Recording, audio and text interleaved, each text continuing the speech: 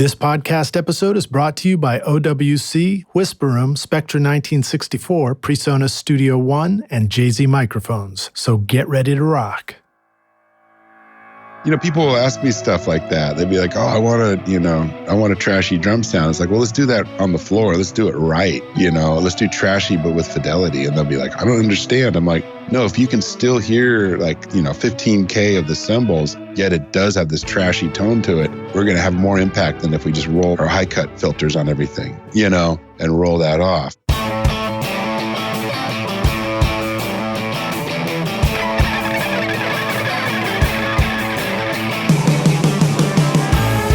Welcome to Recording Studio Rockstars. I'm Lid Shaw, and this is the podcast created to help you become a rock star of the recording studio.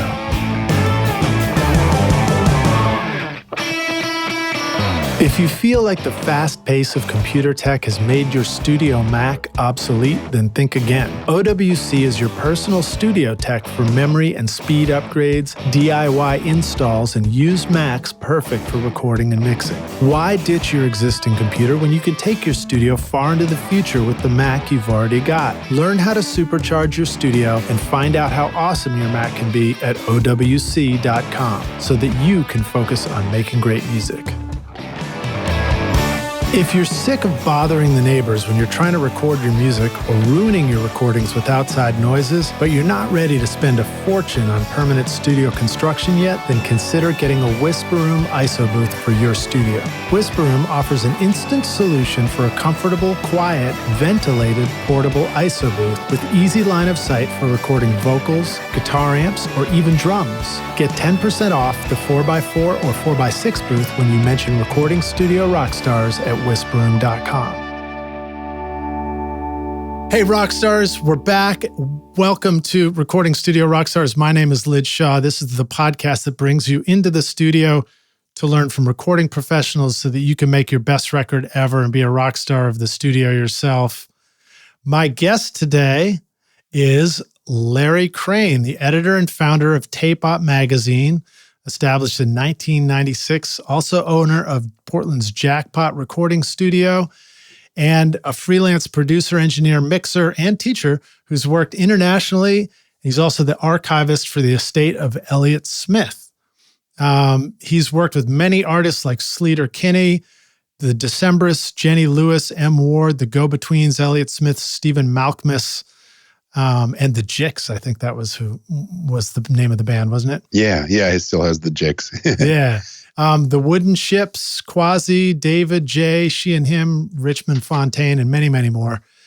His music recording courses, because Larry is also a teacher, you can find at LinkedIn Learning.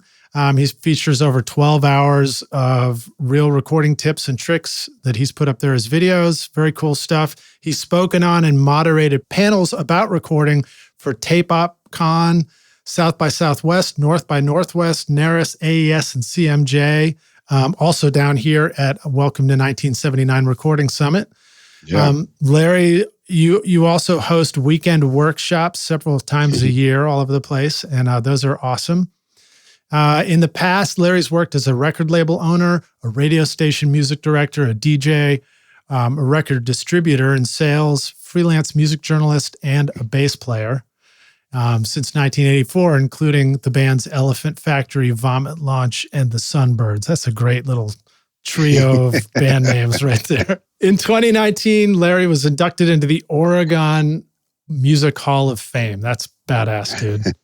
That's crazy. Larry's been a guest on the show in episode 51, way back. That's almost 200 episodes ago, when we talked more about his background and getting into music. So today we thought we would focus on mixing and what's new in Larryland. Can we call it Larryland? Yeah, sure. That works okay for me. Please welcome Larry Crane to Recording Studio Rockstars, or back to Recording Studio Rockstars. Larry, are you ready to rock, dude? I think I'm totally full bore ready to rock. Excited to have you here again, man. And your mic sounds killer, man. I was going to ask you, what are you using that sounds so good? It sounds better than me, I'm sure. I want to be able to tell you it's a really expensive, exclusive mic that I got, through some kind of deal. But actually, it's a M Audio Pulsar 2. which is a small diaphragm mic that I think they were selling for like $150 a pair or something years ago. I don't think they make this anymore. Well, pulsar is a cool word. Pulsar sounds good. It kind of sounds futuristic. But I have a pair of them. One of them won't even work anymore. It just totally died. And this other one is always on a stand in my home office in case I'm doing interviews or voiceovers for our podcasts or anything like that. And it just sounds great. And the other thing I think that people should know is it's got a double pop filter on it. I've got a foam filter right on the mic, and then I've got like one of those mesh Jay-Z mics makes this one. It's a mesh steel pop filter outside of that. Nice. And that really helps, especially when I'll go look at it, and if I do a voiceover, I'll look at it in Isotope RX and check the pop Ps and the stuff like that, where you can really see it in spectral view. And this really helps cut that down too, which is nice. Yeah. Well, because in the words of Beastie Boys, "I never rock the mic with the pantyhose." That's right. My home studio was the last time, way back in 80 or 90, whatever, 3, 4, was the last time I had a pantyhose pop filter. I remember discovering that the first time. We were like, no way, you can just take a coat hanger and stretch some pantyhose on it and put that in front of the mic and that'll work? Mine was a coat hanger, duct tape and pantyhose. And the toe of the pantyhose just stuck through the loop. The loop stuck. That sounds like a quote to be taken out of context. The toe of the pantyhose just stuck through the loop. And people talked about how to make it, but nobody ever talked about where the pantyhose came from. You know what I mean? That one, I think my wife at the time, I don't know why she had pantyhose. She actually was half Portuguese, so she had really dark skin anyway, and I don't know what the pantyhose were for. But somehow they were laying around. She never had worn them even. And she's like, I've got these. And I'm like, okay, perfect. Made the pop filter. That was great. Pop filters that are appropriate for an individual, but maybe not for everybody. Exactly.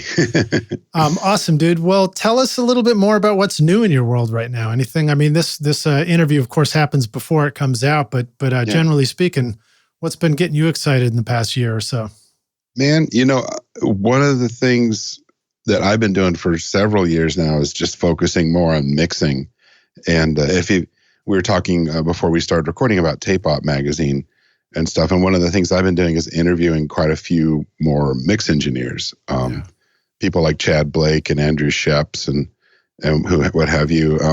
And it's been picking their brains a bit and trying to get into some of the psychology stuff of especially remote mixing, because that's quite a bit of the work I'm doing lately is mixing, where you just get a Dropbox in a link, you get the files, you mix it, you send it back, and then you get that just mind-crushing, first revisions email that's usually just comes out of left field. And I mean, this is my terrified version of how it feels sometimes, and so I've been trying to talk to everybody and even getting someone like Andrew Shjips or even Chad to admit, that those revisions sometimes are sort of heartbreaking or, like they don't like me,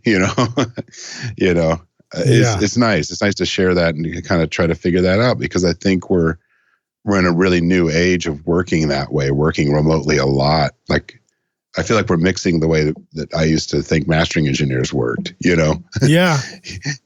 Like you don't need to attend, Oh, okay. Which, you have to buy a plane ticket if you want to. Yeah, sometimes. I mean, because I work with people from all over the world, of course. I just did a session this last weekend with a guy that flew up from Oakland, and he had basically like some scratch elements and a click track, and all of his vocals were done. And then we replaced all the instruments and he played drums on it and everything. And then the next day we mixed it. There's just 2 songs, and I was like, God, this is so great having somebody here to sign off on the mixes. Cause he was like, oh, I want the vocals really buried. And I'm like, wow, I would not have done that if you weren't here. Yeah. I would have, your first mix, I would have emailed him what he would have hated, and well, it's funny because there are, some people are great to have in the room when you're mixing and some people are, maybe not great, but just aren't really helping. Yeah, I totally agree. I mean, I've been through every imaginable iteration of that. And, as someone who started a studio, when I started Jackpot, in 97, I started with a 16-track, 2-inch MCI tape deck and a Mackie console, a 32x8. And I was doing that in reaction to a lot of the studios around town were like ADAT studios, Yeah.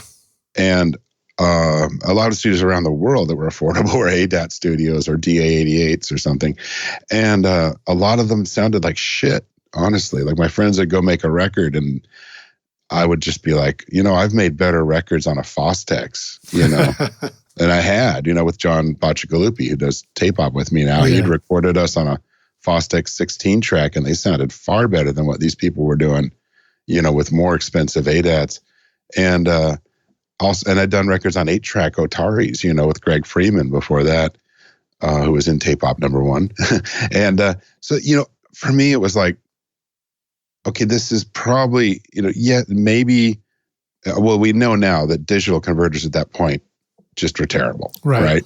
The kind that were in an ADAT sounded god awful, and, I'll remind me to tell you the Pink Floyd story in a minute here. So anyway, we know that these things sounded like garbage, but also people were buying them that were like, how do I put it gracefully? They weren't really engineers yet. They were people putting money into these VCRs that recorded audio, Yeah, totally. And, because we could all of a sudden afford to have a studio. Yeah, right. So people were like building these studios, like sort of small studios with these couple of ADAT machines, and people were renting them because back then you would search for studios and you'd go, how many tracks are they? That would be your first question, right? I mean, because you'd be like, I can't. You might go somewhere and it's like 8-track or 4-track and you're like in the 80s and you'd be like, oh shit, like how are we going to do all this on 8 tracks or 4 tracks, Not and knowing that probably would have been the best sound you got. Yeah, it might have been. Like our first stuff was 8-track with Greg Freeman and it sounded great because he was invested in us and was our friend and had seen us a bunch and he knew how to mix the drums down, like submix them to 2 tracks. Yeah. And he got a great sound. So it's like, okay, that's one way to work. You find the right person. This is where the story of tape op right here is like, hey, find the right person to record you or get the right equipment and learn how to do it well. And that's how you make a great record, not by going, how many tracks does that studio have? Because that wasn't a concern, but it could lead you down the wrong path. So, God, this is a long, convoluted story. So when I opened the studio, I was like, okay, you got a 16-track tape deck. You're recording people, and then you mix them. Every weekend would be a punk rock band demo or something, or an Americana band, or, you name it, indie rock. And someone, and all week there'd be people coming in, recording things, and you'd always record it, mix it, and everybody would usually just be there from the day before or the day of even. And, so I really learned how to, to take the input, but also not let the input derail the mixing when people were present, Yeah. And I started to learn more. I've never been really super good at the whole, like, get the fuck out of here. Can I swear on here? Yeah, you totally can. Yeah. Get the fuck out of here, man. Yeah, I wasn't really good at the get the fuck out of here to the client, come back in 4 hours and I'll have an amazing mix-up. I know that I'm really, with all kinds of aspects of music, a collaborator, Yeah. I'm a very good producer and a very good mix engineer, all these things. But I really, if someone doesn't have a strong direction, I'm not a really good choice because I don't have a style I want things to be. I want to take what they're doing and make it better. Yeah.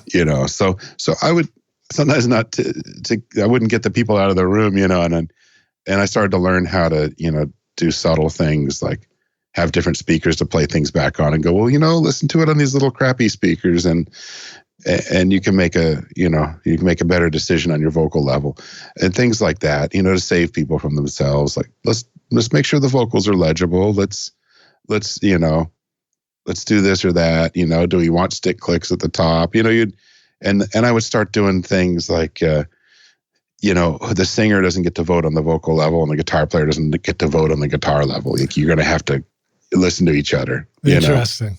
Yeah, I would start doing stuff like that, which I think I got pretty good at managing people in that respect. Yeah, like unlike politics, you can't vote for yourself. Yeah, but this, what I really noticed, like, so this is like in the tape era, we'd be mixing to a DAT machine, right, or something, and sometimes quarter inch. And as we kind of graduated out of tape into Pro Tools and stuff, and people the musicians got their mitts on Pro Tools and whatever, free Cubase that came with your interface, even GarageBand, whatever, they started realizing this sort of like recallability, which had not existed, at this level. Yeah. And that's kind of where I think a lot of the problems arise, is because then I started noticing that people, I mentioned this in an end rant recently, but I noticed that people would be present for the mixing. They'd hire me to mix. Maybe I didn't even record it, and they came to the studio. I'm mixing it, and I'm going, "How's this?" And they go, "Yeah, yeah." And then they're looking at their phone, and they're reading magazines, and they're wandering in and out, getting tacos. And then the next day, I get the emails that are all like, totally drastic changes. Right. When you were there, you were totally sitting there on the fucking couch, like, why didn't you sign off on this? Why didn't you tell me what you really wanted? And you had time to think. You had rough mixes to listen to that were fairly evolved before this. I'm really thinking of a specific project a few years back, and still there isn't an urgency to finalize the mix there in the space. And there's just this weird these are mixes I was doing through a console, and printing a couple of stems maybe or something, but I'd have to go back and rebuild stems, and it was just crazy. I was like, okay. And I started noticing more and more of this, that people weren't even compelled to sign off on their mixes, even if they were there. And I was like, what am I going to do?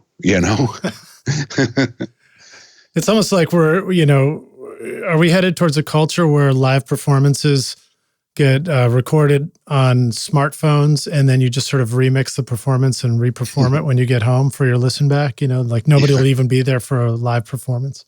Yeah, I wonder, man. It's just, the great thing is when this is totally contradicted. Like there was a jazz band in working with someone the other day, and they did an album in a weekend, and you're like, that's cool. Yeah. That's going to sound like music no matter what, even if you put one mic in the room, right? And then that's cool. I never will be the one to say that's how you make a record. That's the only way, because that's obviously stupid as hell to say things like that. Right.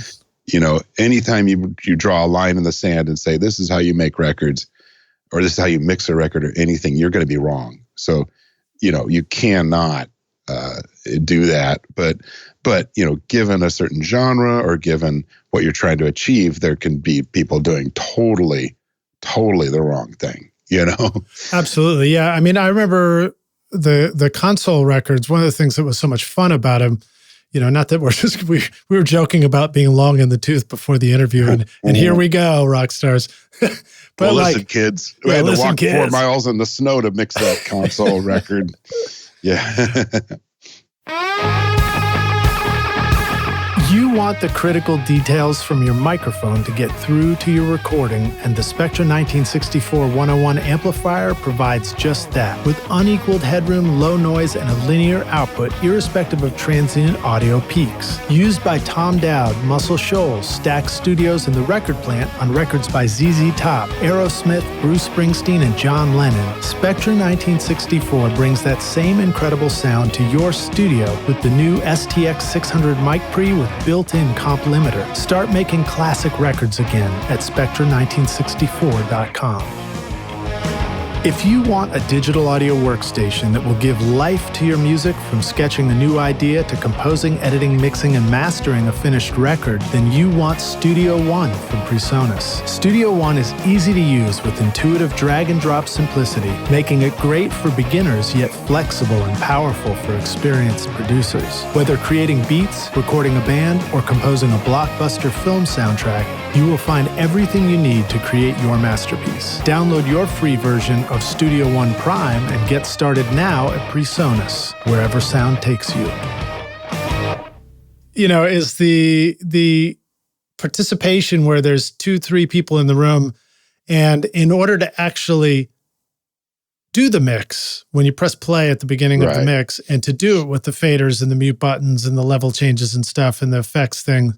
Everybody had to put like two hands on something. Yeah, I'd had a lot of those in the early years. The funny thing is that I got so much better at prepping as I tracked that things I was doing at the end of my tape era, like Decemberists, Her Majesty, I had to go back and remix some instrumentals for that for sync use.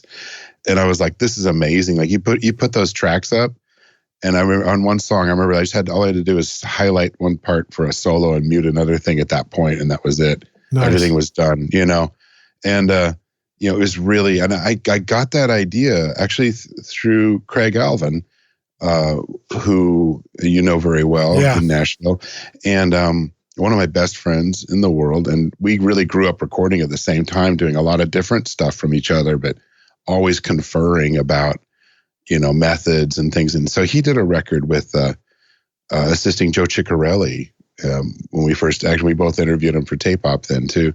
And so Joe came up from LA and he was doing this record in Portland. And by the end of it, Craig goes, holy shit, he even prints from tracks back over to other tracks and preps it all and then erases that one. Like, you can't undo his tracking. If it was going to be sent to someone to mix, right? And so he's like, it's all done. Like, and I was like, that's a really great goal. You know, like this record's ready to make. I started getting really good at prepping everything during the tracking, and even like printing effects and all these little things so that everything was done. Because I didn't want, and this is really funny because it contradicts what we just said, I didn't want people with their hands on the console. Because I was so tired of having those stress mixes where they'd always screw up one part over and over. So I would start printing things back in and building the stuff on tape, and tracking with specific compression and EQ on stuff, and really fine tuning my recordings. Kind of near the end when I'd graduated to 24 track, and so those things were like. Those records were like set in stone or something. And it was really, sometimes the mixes were, people would be like, you're not struggling. Your hands aren't flying around the console. And I'd be like, I just would have things. I had an Allen and Heath console that Craig actually found for me. Oh, nice. And it had mute when, it was an Allen and Heath Sabre, and it had a way of saving a bunch of mute pictures or such snapshots. And you could scroll through them with this little computer. It was supposed to be like MIDI control, but I never had MIDI going, right? No SNPD. And so I would just sit there and I'd be like, okay, picture one is the intro, and picture two. And I would have a whole bunch of mutes all set and memorized. And I would just tap through as the song played. And so I'd be muting and opening. I'd mult out the tracks, say a guitar would be multed into 6 different tracks, and it would just change as it went through the song, coming down different channels, and so that was a really great. I thought that was amazing because then I could just get people away, and all I had to do is just tap it, verse, chorus, Yeah, kind of like changing lighting scenes or something. Yeah, if you've got everything totally programmed for a show. Yeah, like if I put SMPTE on my tape deck, I would have been able to make it follow it, which would have been awesome, But I tried to figure that out, and I had to buy this little computer, and it just was a pain in the butt. Anyone that's ever written automation for consoles with those old computers knows how annoying it can get. Oh, yeah. I mean, I have a Soundcraft DC2000, and it has moving fader and mute automation in it, but boy, was it a pain in the ass to use. And yeah, I felt very proud of myself for accomplishing some mixes that way, but as soon as I could do it in Pro Tools instead, I was like, this is better. God. That's a really good example too. Like when we, years ago, maybe 10 plus years ago, I bought a Rupert Neve Designs console, and it's got little silver fader caps that looks like the kind of where you touch them for automation. So they look like automated faders, and everyone always comes in and goes, "Oh, do you have automated faders?" And I'm like, at this point in history, why? Yeah, like, it kind of doesn't make sense. Like if you got something that complex to do, then that's being handled in the computer. And really, you just don't need to be. I mean, you could set it up and work that way, and a lot of people do. I know Clear Mountain probably is doing that right now, but you don't really need to. If things need that kind of complexity, it can definitely be handled with the computer power, which is awesome. And for me, the opposite of that is mixing by hand, which doesn't need automation anyway. And there's still something that happens when you do something by hand in that moment that I don't seem to replicate when I do it, through the computer. But again, like you said, there's no rules in the sand, no line in the sand. It's just simply this accomplishes this, and this method accomplishes that. I'm in the middle of, or a tail end of remixing a record I recorded over 20 years ago. And it's so fascinating because when I'm doing it in the box with a bunch of UAD plugins and stuff. And I'm going back and listening to the CD version that came out, and I'm listening to this new version I'm doing, and I'm just like, wow, like, I'm not sure what I did on the old version to get that mix, because there's a lot of like distorted things and a lot of character and a lot of glue mashing the mix together. And I've never really used a drum bus mix bus compression or anything like that. I'm not that kind of person. Okay. Crossing those questions off the list right now. Yeah. I've used a little bit of the retro revolver, but that's about it lately. And I still don't, half the time, 90% of the time, I don't even use that. But anyway, so I'm just trying to figure out, how did I get this mix, which is amazing. I don't really think that, I think the newer mixes are more interesting and more nuanced, and there's more clarity to the parts.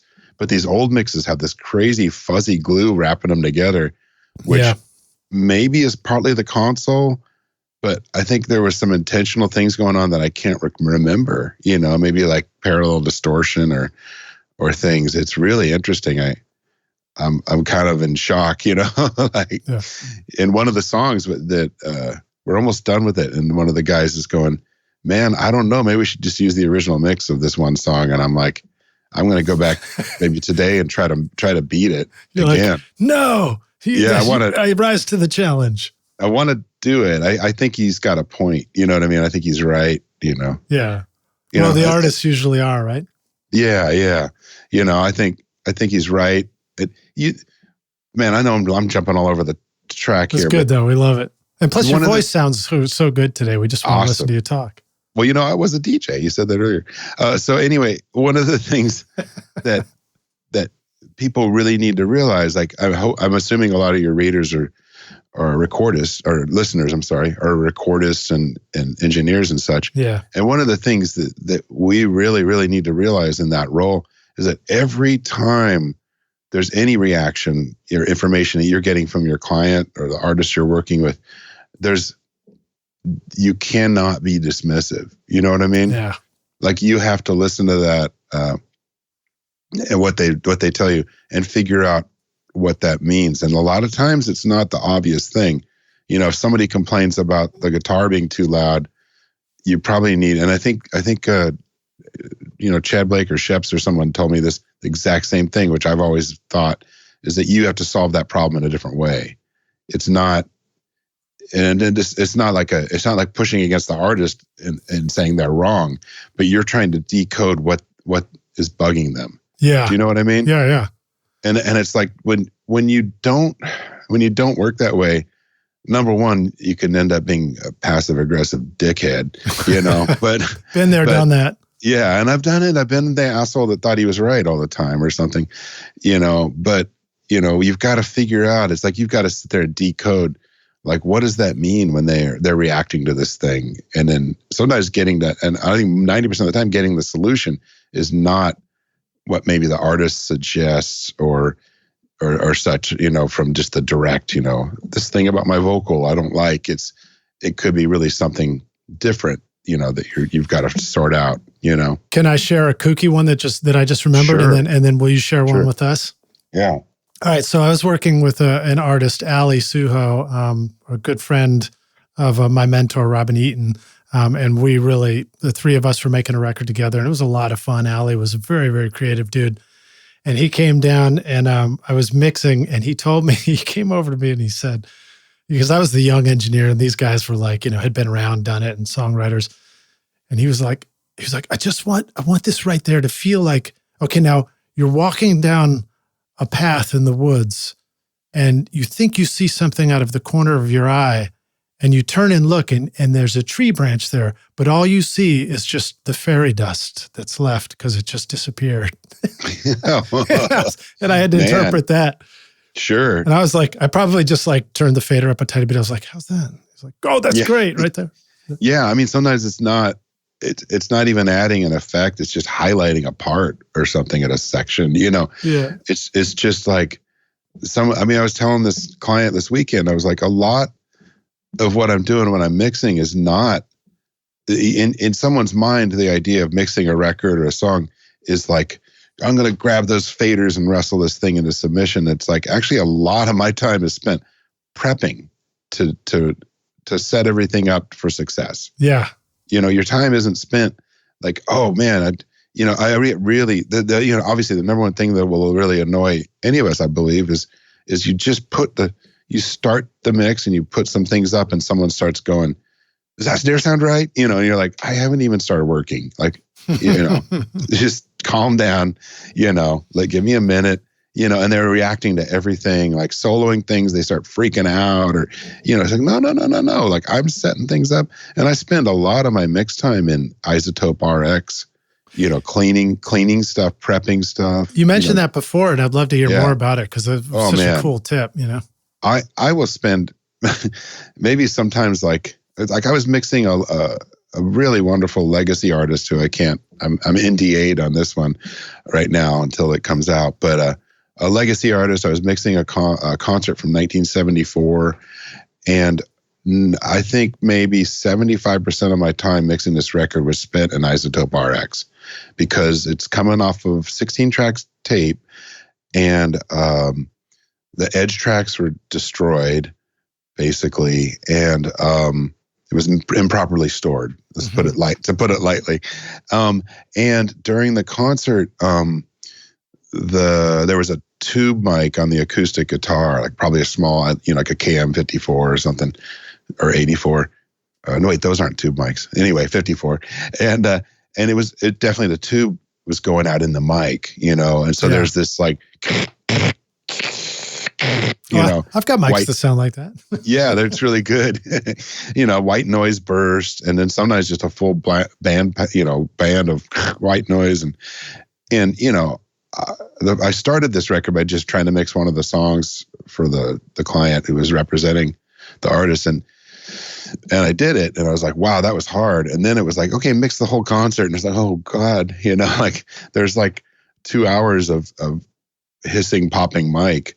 And so, I mean, that whole record, you know, the vocals had to be cleaned up. There's other noises. And I spent a long, long time, you know, just having the tracks in Isotope and just working through every little split second of it.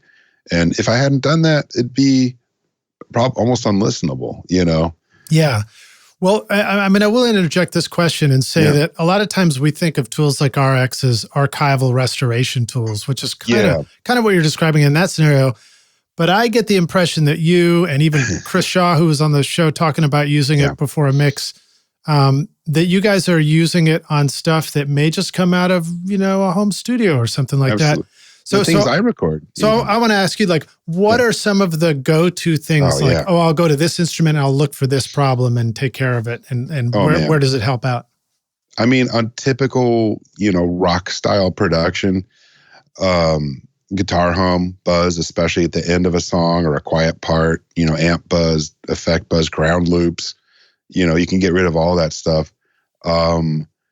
Say chord change clicks, you know, little noises that happen, any pops, clicks, and electric acoustic guitars, boominess of the like, you know, what the hell if you look at a spectral view of an acoustic guitar and you see energy, a heavy amount of energy at like 5 hertz, you know, you're like, that's not, you know, that's probably bumping a mic stand or just rumble in a room. Or so, you know, I'll go through and I'll clean up things below 100 hertz and take quite a bit out on a vocal, acoustic instruments, you know, what have you. The other day I was doing something, it was a drum track. I think someone else had recorded it. So it was like a stereo drum track, kind of submixed already. And they were like, man, every once in a while, the kick drum has this extra like thump, and I'm like, oh, come on, you're getting really picky. And then I looked at it, and in Isotope RX, and I was like, oh my God, he's right. Like every once in a while, there's almost like an extra beat, like an extension of this low end bump that's hanging out, and not like a cool 808 kind of thing, but just something anomaly, some kind of weird sonic anomaly. And I went in there and just attenuated those out, and it's like, oh, it's clean, you know? Yeah, the Sonic Anomalies are a great band, man. Oh yeah, they're my favorite. Hey, keep going. I need to remember to remind you about the Pink Floyd story when we circle back. All right, I'll make a note here. That's really like a sidebar. It's about converters. Yeah, anyway, I'm just your helper, man. I'm your assistant, your interview assistant. That's perfect. Yeah, can you go get some sandwiches?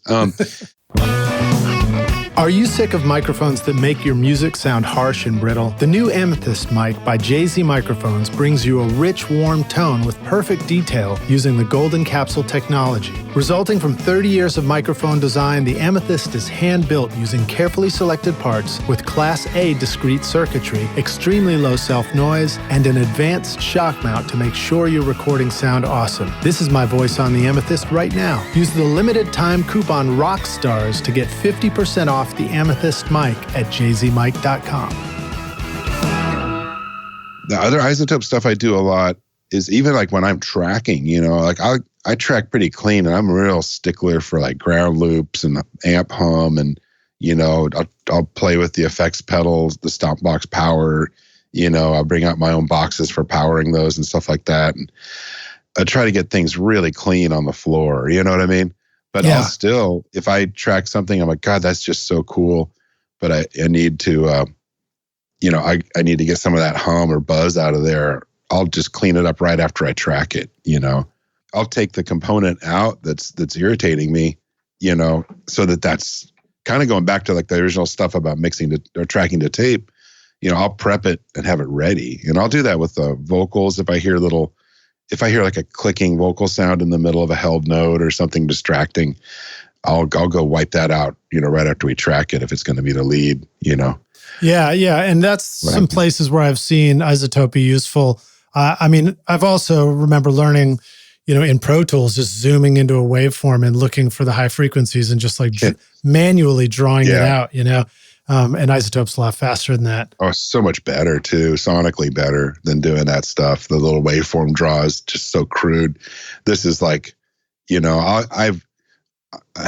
I'm so in depth on this program that I know all these little, you know, I know what the artifacts will be like if you go too far. I know all these details about it. So like I've worked with this since like version 2 or 3, you know, and it's on 7. And it's like, I go in there and I'll try stuff. I have different ways of accomplishing the same problem solving by using some of the different plugins they have in there in different ways, you know, to create less artifacts, you know what I mean?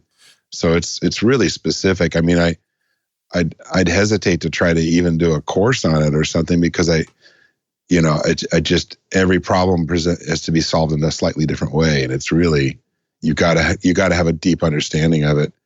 You can use it really easily, like you can use it with the presets are generally awesome, all kinds of stuff.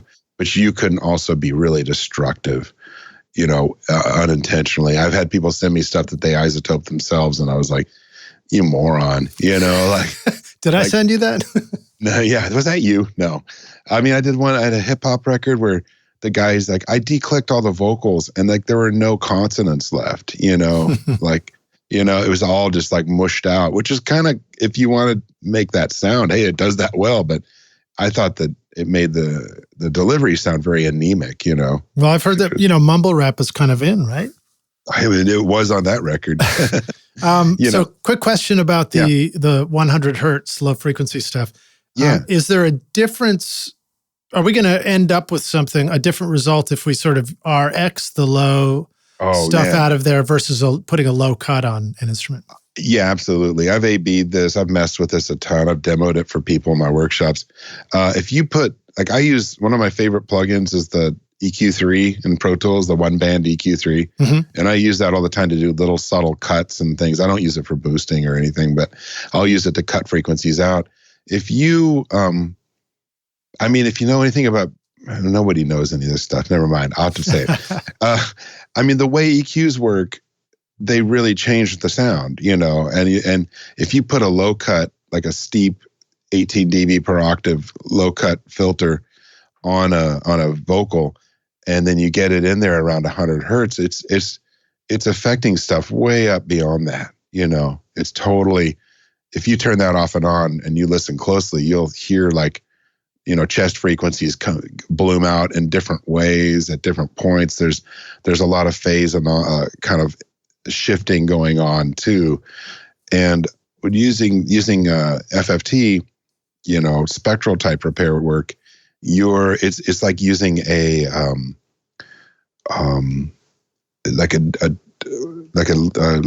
Vice EQ, like a digital, right, or like an EQ that has no phase shift, which is very terrifying. If you don't understand all this stuff and you try to use an EQ like that, it's going to be you can ruin the sound real quick because you're not getting the same sort of feedback, Right. So when I go in and I remove things like I say I go to a vocal track and I just like wipe out everything below 100 hertz, which gets rid of plosives, it gets rid of mic rumble floor, maybe the mic stands on a hollow floor, or any of these kind of rumbly things, air conditioner noise, or wiping all this out. It doesn't introduce that sort of anomaly stuff above that an equalizer would do at all. So that works really well. So I'm creating I'm just drawing a bar across the bottom, selecting the bottom region and deleting the audio with the gain plugin. If you do, say you've got a snare ring, and a snare ring that you don't want can be its fundamental piece could be 3 or 4 different frequencies, right? Mm-hmm. So if you draw a little sliver across there where you can see the ringing note, and then you reduce the volume of that, say 6 dB or something, because it's not, because it's like a linear EQ, it will introduce a problem where you actually start to hear like a pre-echo. Now, I don't know why, and I thought that this was a defect with isotope, but then the more I started studying some stuff about a linear EQ, that's actually like one of the anomalies that happens, So you can't use this sort of technique to do certain things because you're actually destroying the audio in a time-based way in some sort of weird, which I've actually used it for that effect.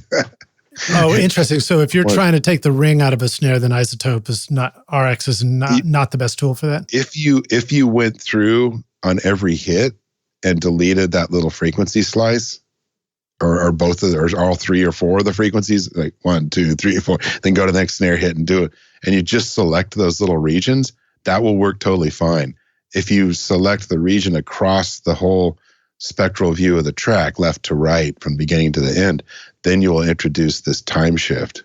Fascinating. Yeah. So there's things like that you need to know, or you're going to destroy the audio, clumsily like a bull in a china shop.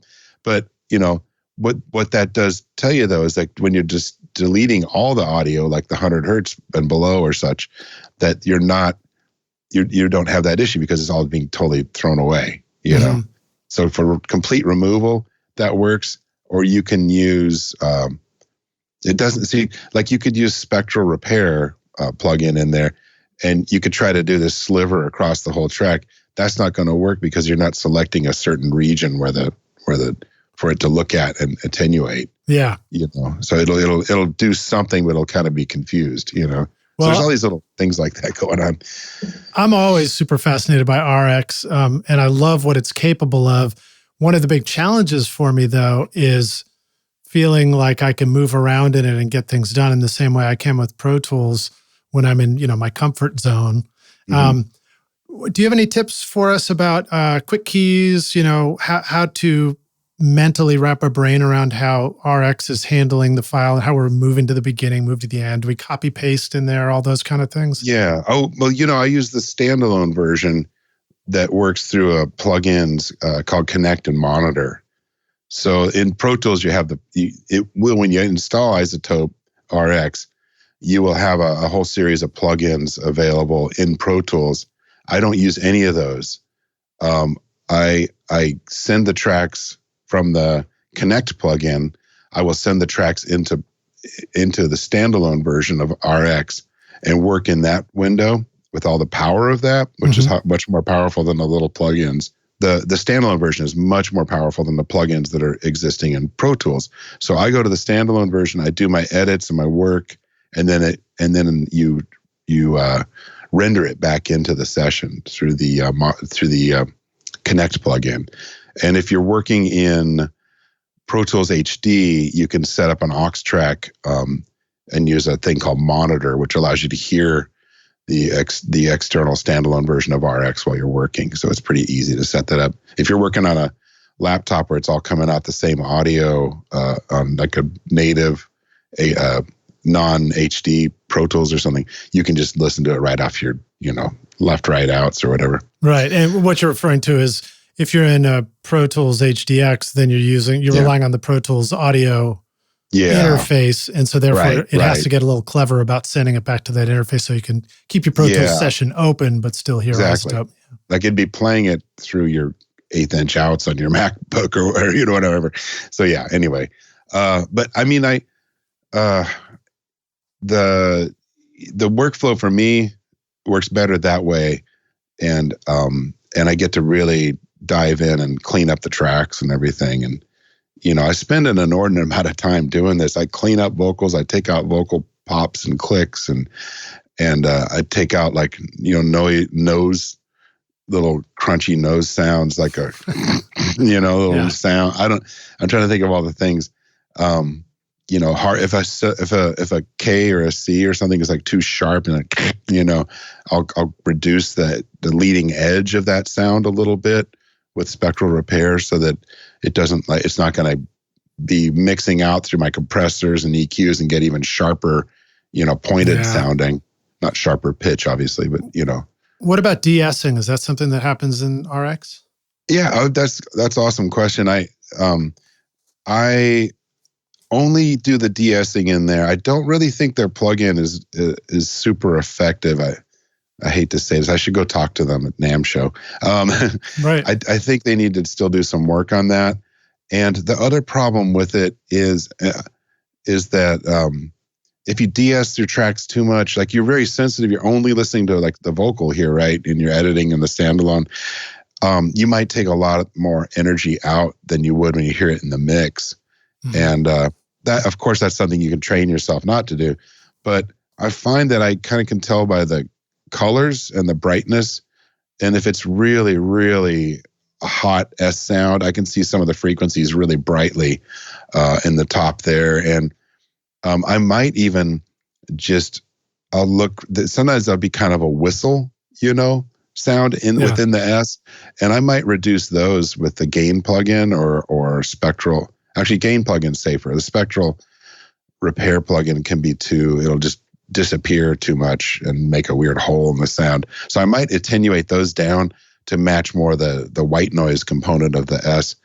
And if a vocalist is really, maybe it was the wrong mic choice or they're just the sound of their voice, if it's really splattering a lot, I might do some gain reduction, like 4 to 6 dB on all the S's by hand, all through the track. But the one thing I really like, I was just telling my client this weekend, I kind of would rather do that with a DS or plugin before it hits my analog chain if I'm mixing that way or what have you.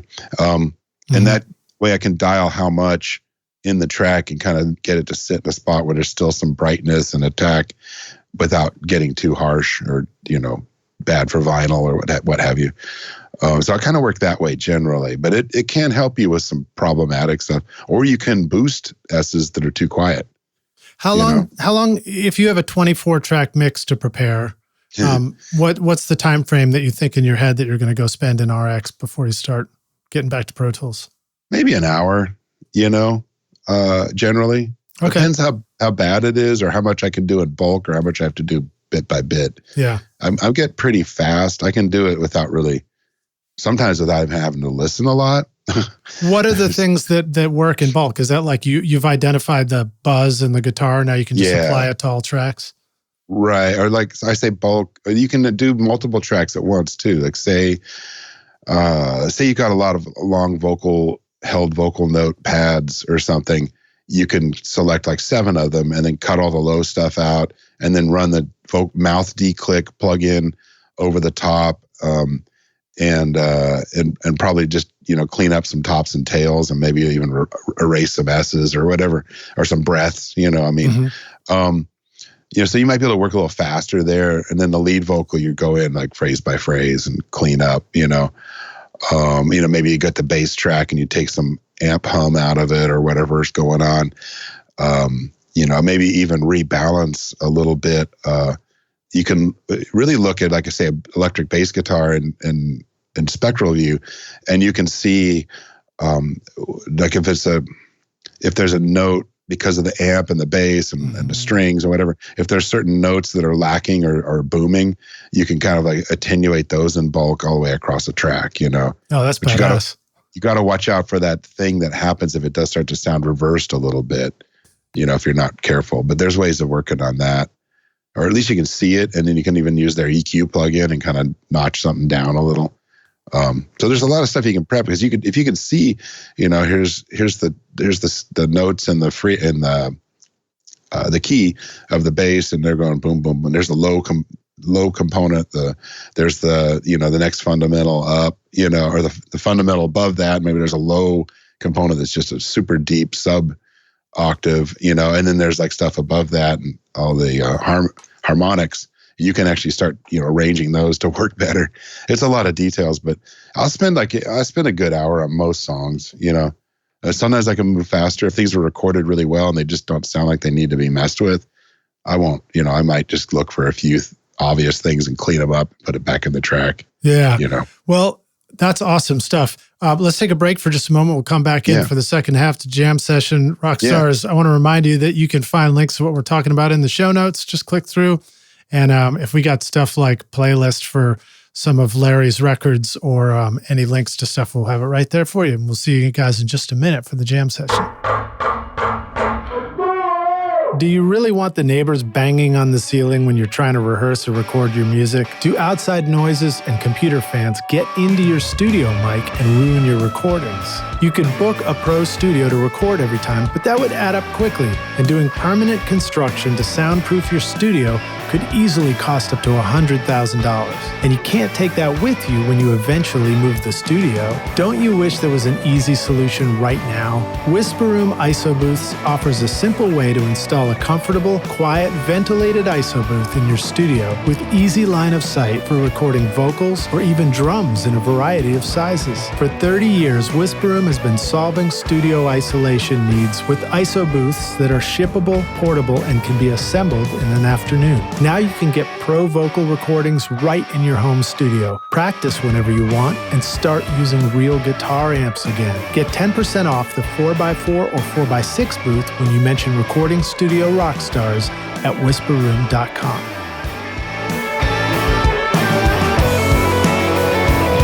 If you're using a Mac in your recording studio and you're tired of feeling like the studio setup you worked so hard to create is becoming obsolete too quickly, then Otherworld Computing is the solution for you. OWC can help keep your existing Mac and studio current and relevant so that you can make great music. Whether you need to upgrade your RAM, install an SSD, add more connectivity, or simply find a great used Mac, you can get the most mileage out of your studio with OWC. Offering a vast library of DIY install videos, 24/7 friendly support, and free shipping in the US on most items over $49, there's no need to get frustrated when you can achieve the speed to create and the capacity to dream at OWC.com.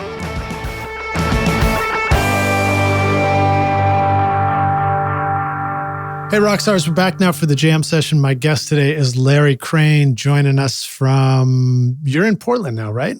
Yeah, definitely. And are you at Jackpot? Years ago. I am at my home office right now. I have a little home office with some speakers and stuff set up, a UAD Thunderbolt. Awesome. And I think maybe we saw it in the last interview that you also probably have like bookshelves full of old cassettes. I do. I have shelves full of tons of cassettes and the CD collection and a bunch of vinyl all over the floor. The and ultimate diffuser. Yeah, and then piles of resolution and sound on sound I keep wanting to read. That's awesome. It's kind of funny. Well, so I want to keep pushing you on the RX thing for a sec and see if we can get some tips from you for quick keys. Or for example, let's say we've dropped a vocal into the editor window in RX. I mean, it could be like a 3-minute file. It's a long file where you desperately don't want to get lost halfway through and lose track of where you are, for example. What are some basic things that, if you feel like it's shareable, about like, here's how you go back to the top, here's how you go to the end of this thing, here's how you jump forward a bit? I'm a mouser. I don't have any. Okay, good. I barely. I can use the scroll thing I'm on all Mac, so I can use the finger scrolling daily to zoom in and out really quick.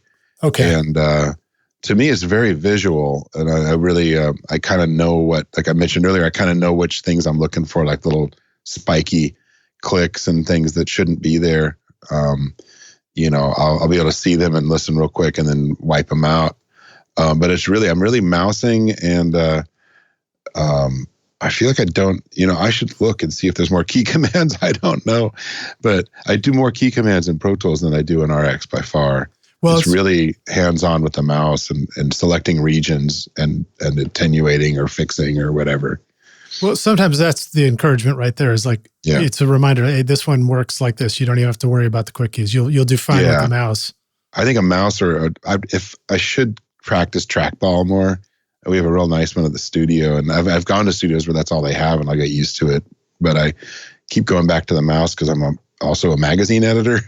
And I'm so used to doing that too. So it's funny. Why is mouse is the tool you want for magazine editing? I feel like, because it just kind of gets my hand on it the right way. I'm just so used. It's, I've been messing with computers since the Commodore PET. So I don't know. That's awesome, man. The pre-mouse. Well, so I'm going to step up, and I'm going to take my role of responsibility here. All right. And I'm going to ask you this really tough question now. Are you ready for it? Yeah. Tell us the Pink Floyd story. So this isn't about me, but it's just something I noticed. So just recently, my wife got me for Christmas the Pink Floyd box set called The Later Years, and probably most Pink Floyd fans right now are rolling their eyes, but it's the era post Roger Waters to now, basically. There's really 3 proper albums: Momentary Lapse of Reason, Division Bell, and Endless River, which I really like a lot of that music, and I just like Pink Floyd so much that I still like this stuff. And one of the things included in that, there's 2 fascinating things. One is they took the Momentary Lapse of Reason record and they reworked it. They did new drums with Nick Mason, and they dug up Richard Wright, who's sadly no longer with us, the keyboard player. They dug up like organ tracks and more timeless instruments. And one of the plans that David Gilmour was going on about is like, you make a more timeless Pink Floyd record out of it. And this doesn't supersede the one that's out there from 87, 88, whatever. But it just provides a different way to hear it. And it's really cool. It's going to be interesting. And I just say, even from a recording person's point of view, I'd recommend putting both into a Pro Tools session and A-Bing and listening to the choices, because it's kind of fascinating. And is this sort of on the topic of revisions? Yeah, well, a little bit of that, yeah, and like a mixing and choices and those kind of things, because that's at a pretty high level, and it's also like, how many years later, 30 years later, go back and looking at it from an artist's point of view too, and saying, could this be better? Which I think is talk about the number of cooks in the kitchen. Yeah, well, Gilmour's in charge. No, I mean, but when you have that many fans that know an original record that well. Oh, yeah. I mean, it's no doubt. I bet there's some forums out there where people are like, I can't believe the sacrilege or some bullshit. But the original record's still out there, kids. Don't worry. I just find it more interesting from a, aesthetics point of view and stuff, to see where what they would change and why. And that's really fascinating. The other thing in the box set that's just, from an audio point of view, which is just totally telling, is the live record that came out after they regrouped and did Momentary Lapse of Reason, was called Distant Sound of Thunder, I believe. A Distant Sound of Thunder. I think that's what it's called. It was a double album, I think. And I remember buying it, in the 80s and listening to it a bunch. And they're doing a bunch of classic Floyd songs, and they're doing a lot of the new album at that point. And I always thought this was one of the seriously, like, there were sounds on there, like when the cymbals are really audible. I always thought that my phone was ringing in the other room, like my plugged in, like electronic phone, not an old school ringer phone, but just like this weird beeping, because there were such weird overtones in the cymbals and stuff. And this new version, there's a new mix of it, and there's actually a new version of the movie live concert video version where they edited it off of the original 35 millimeter. I haven't even watched this yet, but apparently they re-dumped it in, at 4K, and it looks beautiful because it's film stock, you know what I mean? Mm-hmm. But the audio got redone. So the audio was recorded initially on a Mitsubishi 32-track digital, right? Oh boy. You know those things. Now you can buy them for $20, and they were worth $500,000 when they came out. Yeah. But they were open reel. What are those Dash machines? Were they digital? Yeah, were they a stationary so. head? I think they're stationary head, as opposed to like a rotating head, like a VCR. And there were 32 tracks of digital audio. It basically kind of like I believe they were a CD rate in that realm, 41, 48K, et cetera. And even Gilmour's was talking about this new record, saying the remix they did of that is so much better because of the converters have gotten so much better.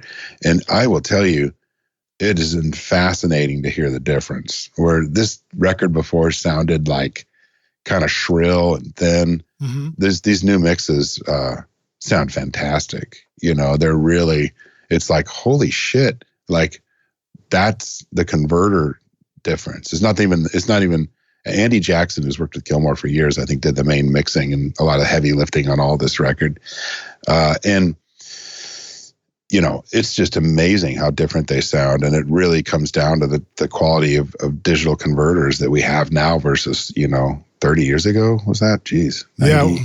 Yeah. Well, it's a little like, go ahead. Well, I mean, that's a really good thing to study and think about, because we're, it has gotten better. I mean, I don't know that we're at the pinnacle of where digital audio could go. Is there, DSD got dropped, but I think the quality, like I use a couple of Burl motherships down at Jackpot, and I think the quality of things that we can get now, that or the best Apogee equipment or even like Antelope, and some of the companies are making some quite good stuff.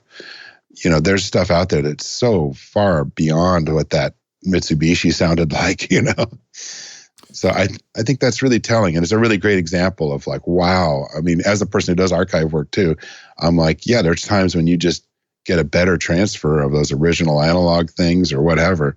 And you can really, and using some RX and stuff like that, you can really present things in a much higher fidelity and more emotional to my taste, way. Well, it kind of makes the mixing easier too. I mean, it's like comparing the photo or video you can take on an iPhone versus a high quality, full size lens camera. And the iPhone will get you a quicker version of it that might feel about right because you can get the mix and stuff. But if you just take that extra time with a good camera, you can ultimately get much further with it. Yeah, it's amazing. I mean, the mixes that Andy did are just so much, it just sounds so much better. And he's probably coming at it from the exact same like balance aesthetics and stuff. You know what I mean? Like he's not trying to reinvent the wheel on his live mix, but just because the tools got better, it's amazing. And I think it's a really important for us to, I don't care if you fucking like Pink Floyd or not, you know what I mean? But to listen to something like this and just even A/B it off of like a streaming service like Tidal, and you'll hear it, and it's like, wow, that's really fascinating, Yeah, well, it's such a great topic because there is a lot of discussion about it's not the gear, it's this, that, the other thing, and there are times where the gear really does make a difference because if what you capture has the high quality to begin with, then the act of just doing a little bit to it and hearing it at the end Yeah. It's going to make you can get closer to a finished mix that much quicker. And then somebody would, ostensibly be like, well, the input converters weren't good. But it's like, well, they were good enough that you could tell that the output converters were hindering the mix process, which is terrifying. So it's a real interesting thing to study and find out. And I was like blown away because, I haven't even sat and I've listened on my home studio monitors, which are just some Dyne Audio BM6As. But I need to take it down to Jackpot and crank it on the ATCs and really see, because I think it's amazing that makes such a difference, but right. It really, really did. So to clarify again, the input converters were that Mitsubishi machine.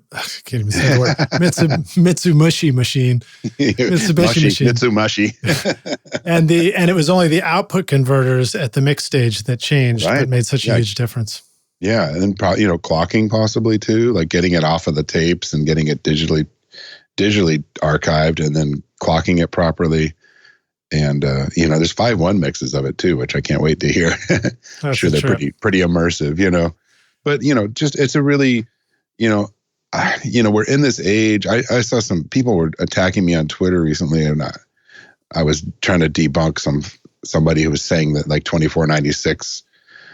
For like listening playback is bullshit, and it actually causes distortion. Some kind of pseudoscientific bullshit that someone was spouting out there.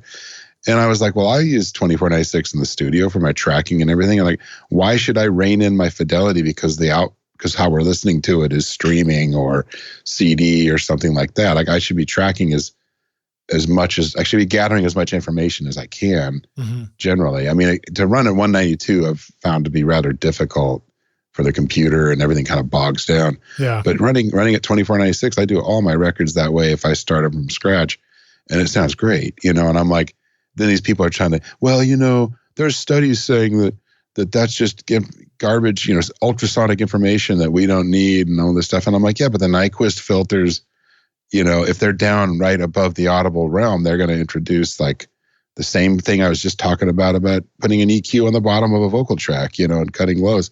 They're going to introduce interference coming down the other way, EQ anomalies that we don't want. And, so it's like push that filter way up in the stratosphere and we're going to have clearer audio. It's just it's a no-brainer. But people try to debunk this stuff and say, I don't know what they're doing, if they're defending their fucking CD collections. I don't even care if the general public listens 2496. Do you know what I mean? I couldn't care less. I don't care if they do. I don't care if high-res streaming takes off or anything. I just think the option is nice. And I think the only clear, excellent music I've ever heard never comes from vinyl. Sometimes comes from CD. Streaming generally is, most of the platforms are pretty bad, but, the Tidal high-res and some of the other stuff that's happening now is nicer. But, most playback systems are completely fallible, right? Right. So it's like, cassettes. Remember listening to cassettes? You go buy a cassette at Kmart and it would fall apart in your car, and it sounded like shit. There's nothing above, 13K. I'm like, give me a fucking break, like playback systems, radio, FM radio. Listen to how awful that makes things sound. Yeah. Like all this stuff is fallible. We want to do as good a job as we can before it gets to that. And that's what I always fight for. And it's not just about fidelity. It's not about making goddamn Steely Dan records or something, or some kind of precious, live to disc recordings or something. It's about just making sure that everything's captured as well as you can and retain something like emotional content in some way, Yeah. Another thought that comes to mind for me is just that just because the audio is delivered as a format to consumers now, that doesn't mean that 10 years from now, there won't be a much better sounding thing. And if your record that you're capturing in the studio now isn't the highest that you can get it, you won't be able to deliver it in this new high quality version down the road. I mean, and I've heard things like Dark Side of the Moon, 2496, without a ton of mastering, compression, or limiting. And it sounds fantastic. Alan Parsons and everybody did a great job. And, you just got to say, well, yeah, that's a really creative, perfectly done recording. And, hearing it like that, and then hearing like the CD remaster version next back to back, it's like they're different. And one of them, I think when you keep that headroom and you have a really wide bandwidth, just overshoot it. I'm not saying that we're hearing that or we need that. Overshoot it. It's going to become a more immersive, deeper listening experience. And I think that's what we want to shoot for. We don't want to go, here's a story. Here's a terrifying story. I heard about this band and they were working at my friend's studio, and he said, they came in and they said, we're going to make sure this record sounds really good on like Mac laptop speakers, Okay.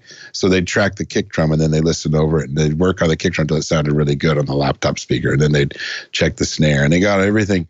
And they started tracking and putting it through and like, okay, it sounds great in the laptop. And they put it up on the monitors, the decent speakers, and they were horrified, So it's like, you don't shoot for the lowest common denominator output. You can't. It's like that's like just bad math. It's simply, you can't work that way. You don't do a painting. You don't do an oil painting thinking it's going to be a postage stamp. So why bother with any detail? You have to put the detail in, and then it gets shrunk down.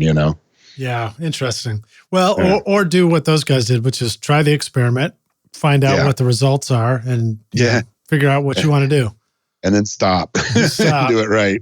I mean, it's people will ask me stuff like that. They'd be like, "Oh, I want a trashy drum sound." It's like, well, let's do that on the floor. Let's do it right. Let's do trashy, but with fidelity. And they'll be like, I don't understand. I'm like, no, if you can still hear like the 15K of the cymbals, yet it does have this trashy tone to it, we're going to have more impact than if we just put high pass filter or high cut filters on everything, and roll that off. And I've had idiots come and mix with me where they don't like the fidelity of the recordings that they made in the first place. And they're just trying to roll it off with high cut filters. And I'm like, this feels awful. Like if you'd recorded that, say it was a Telecaster into a Twin, and you'd recorded that and you turned your tone knob down on the Telecaster and then and make it kind of murky, but then record that at full fidelity, that has emotional resonance. That has a feel to it where we know there's actually a presence in the top there that's of interest, yet the guitar tone is maybe a nasally or rolled off kind of thing. And that's way more effective than rolling the high end off of the track at a later date. That becomes just that's just like bonehead garbage recording style. Yeah. And I was working with this band that made me do that on all these tracks. They're expertly recorded by a guy that I absolutely respect, who was great, but they didn't have a vision of the sonics of the songs. And it was just like a nightmare. I was just like, I sent him down. I'm like, you need to produce. You need a producer. Like, you can't work this way. You can't just change everything in the mix and now you got a great record. At least for the way they were working, it just wasn't. It was making a shittier record. And I was like, this is weird. I don't know. They'll never work with me again. They never mentioned me in the one sheet. It was awesome. Honesty. You know what it feels like when inspiration hits and you want to capture your great song idea, but then the studio gets in the way and it's just no fun anymore. Wouldn't it feel awesome if you could simplify the process of producing your music from inspiration to final masterpiece? PreSonus Studio One is a powerful digital audio workstation that helps you compose your music with a complete collection of virtual instruments for keyboards and drums, MIDI tools for hip-hop, EDM, and film, a flexible sketchpad with chord charts and key recognition for songwriting and arranging, and classic effects pedals and amp simulators for guitar and bass. With 37 high-quality effects plugins, integrated Melodyne, and drag and drop flexibility, you can easily edit and polish your mixes. And Studio One is the only DAW with a built-in mastering studio so that you can take your record from writing to radio ready all in one place. Download your free version of Studio One Prime and get started now at PreSonus, wherever sound takes you.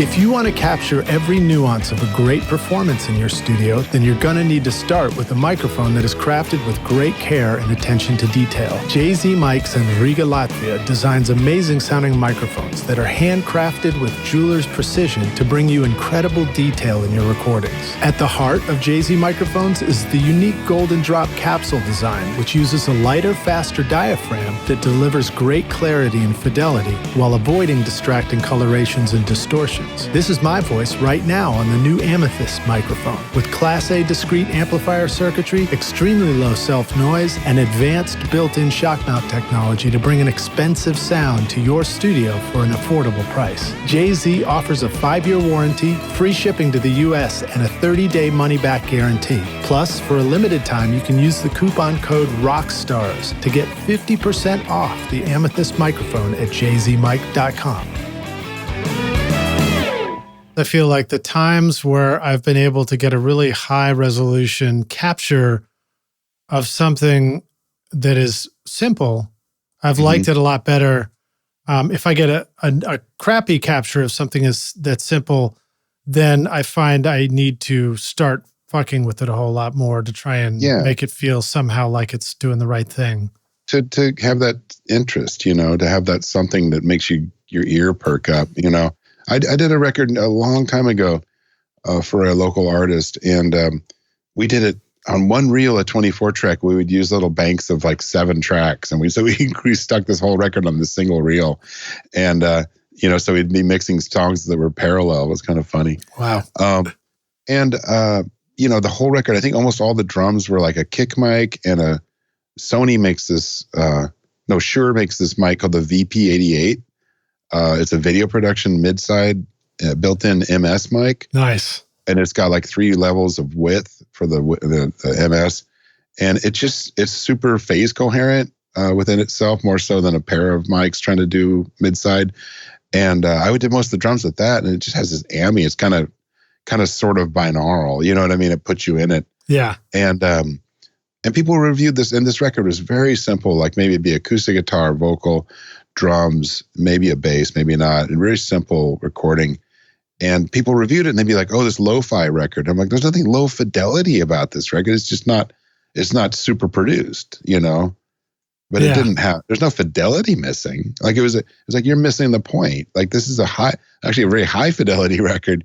It just doesn't have bells and whistles and, a bunch of crazy sparkle to it or something, And it's really frustrating that people can't wrap their heads around that, Well, let me jump to another question, sort of generally speaking about mixing, because you've done a lot of teaching. You have these mixing clinics that you do regularly.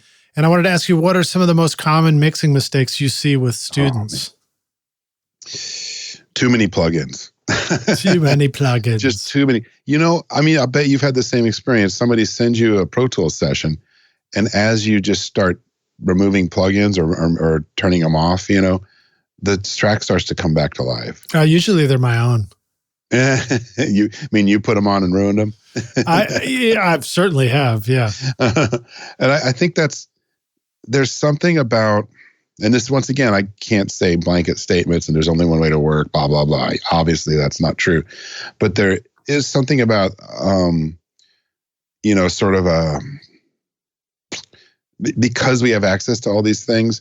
If you go back and look at the history of recording, you interview Jimmy Johnson or someone, and he goes, "Oh, I recorded this stuff at Muscle Shoals," and you're like, "Oh, what mics did you use?" Well, I know because we only had 6, and right. What? And did you, what compressors did you use? Well, we only had one a compressor, so I had to put it on that source, And if you sort of examine that and you think about the history of recording, and then you look at the firepower that you get, like in a, like a garage band even. It's ridiculous. So if you scale all that back and take away the options in a certain way, this is like how to learn. This is what I'm thinking.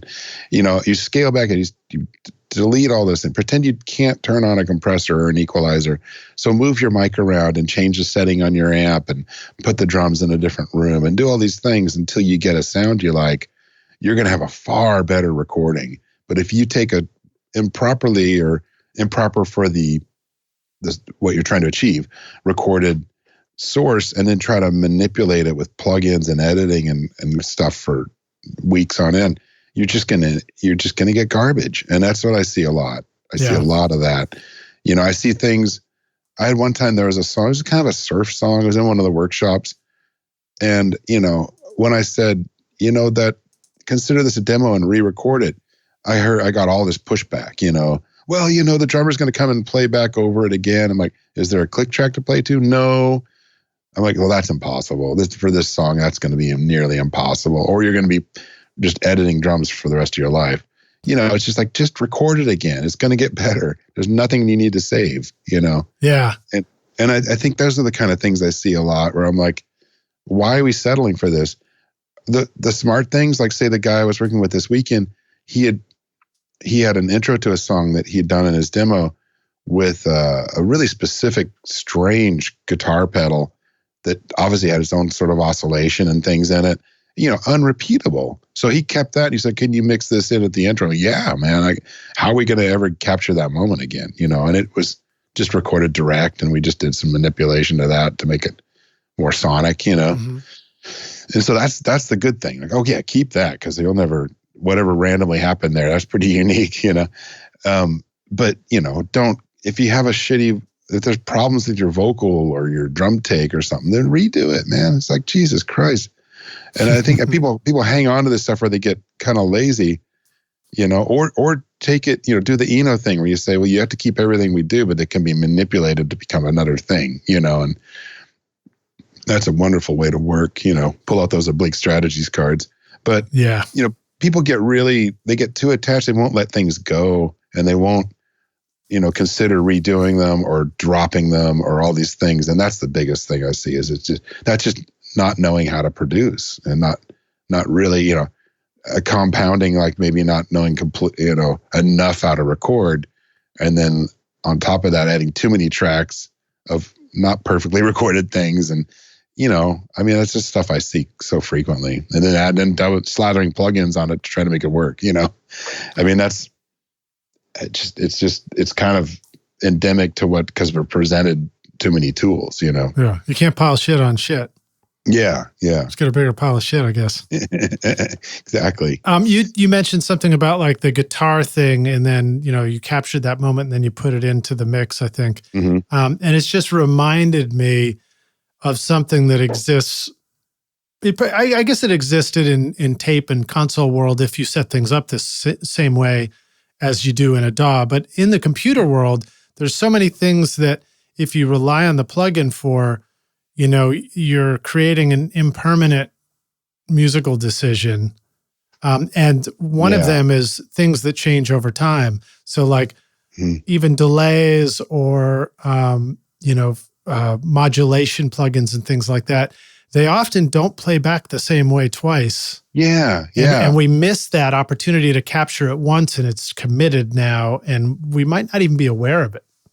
Yeah, especially LFOs, of like a flanger, might not be locked to the tempo of a track or such, Mm-hmm. So every time you play it, it does a little bit different thing, which is, cool in certain aspect and also terrifying. So, that's interesting too. I'm really upset lately that there's not a way to do. This is amazing that, as far as I know, you can't do Brian Eno's music for airports with a DAW because of the way it was built with tape loops and stuff. You can't do it because you can't have tape loops running out of sync. There must be some program that can do this, or maybe there's a way to set up live or something to do something similar, but I don't see it anywhere. Like, you can't have variable length loops of audio that will shift and out of sync and play. It's always going to be repeatable, right? And I want to see a way to create something unrepeatable and get those happy accidents of chord clusters happening in an accidental way or whatever, things that are acting between the loops. Yeah. And you can't even do that. And it's like, that's fucking hilarious. Like, we've come all this way, we've gained all this control over recording, and we completely sometimes lost the plot, right. like creativity wise. Yeah, I guess you'd have to have you could just set up multiple computers and not link them. Yeah, I was thinking about it. Isn't that funny? I was thinking well, maybe if I had, 4 or 5 instances of Pro Tools, I'm sure Holly Herndon or someone's doing this right now. But, if I had 4 or 5 instances of Pro Tools running on different computers and then let them run, or could you even have Cubase, Pro Tools, and all these different things running in your one computer? I think about that when it comes to virtual instruments. I think about it being more valuable to set up a second computer that's just dedicated to creating instrument sounds so that there's never a latency thing, right? Any of that stuff, and create a sound, just capture it straight into my recording Pro Tools. I had that set up when 12 years ago, we had it set up like that at Jackpot. No one ever turned on that second computer. I know. I tried to set it up here and I didn't end up turning on that second. Yeah. So there you go. I mean, that kind of shows you though. I mean, say the M-Tron or some of the Mellotron programs or Easy Keys, there's some great Mellotron, on sample-based Mellotron programs, but there's that newer Mellotron that's a digital-based one that's a unit, a keyboard. And John Bocciolippi has one at his studio. People love it. They play it all the time. Nobody touches the Easy Keys in my computer at the studio. I'm the only one that ever seems to use it for anything, and it sounds just as good. But if I had that Mellotron keyboard sitting out on the floor, I'll bet you it'd be on every record. Yeah. So that's kind of an interesting thing to always remember, because sure, if you're a solo, producer, you're building beats at home or you're doing whatever, your masterpieces in the box or whatever, you'll know all the stuff that you have and you might utilize all these things. But with a commercial studio space, people come in and they're musicians. They're really far more interested in non-virtual instruments than they're ever going to be interested in, the stuff that you've got in the box. It reminds me to at least ask this question. What are the instruments that tend to be appropriate for the commercial shared studio versus the instruments that when you buy it, you might as well acknowledge you're just buying it for yourself? I mean, I love Easy Drummer and Easy Keys, and I use those if someone's asked me to build a track for a video or something, or a songwriter comes in that doesn't bring in musicians in but wants drum beats, I'll use Easy Drummer. It's fantastic. It's affordable. It's easy to set up. It's got a lot of options. So I'll use something like that, but I don't think anyone else does. But guess what I got at the Jackpot? I've got 2 drum kits, 5 or 6 snares, lots of cymbals, lots of things to swap out and try and treat, lots of percussion instruments. So those get used far more than Easy Drummer gets turned on. There's nothing against TuneTrack, or anything. Right. But, that's just not, they don't see it. They don't see look at this amazing program and all the things it can do. And that's fine.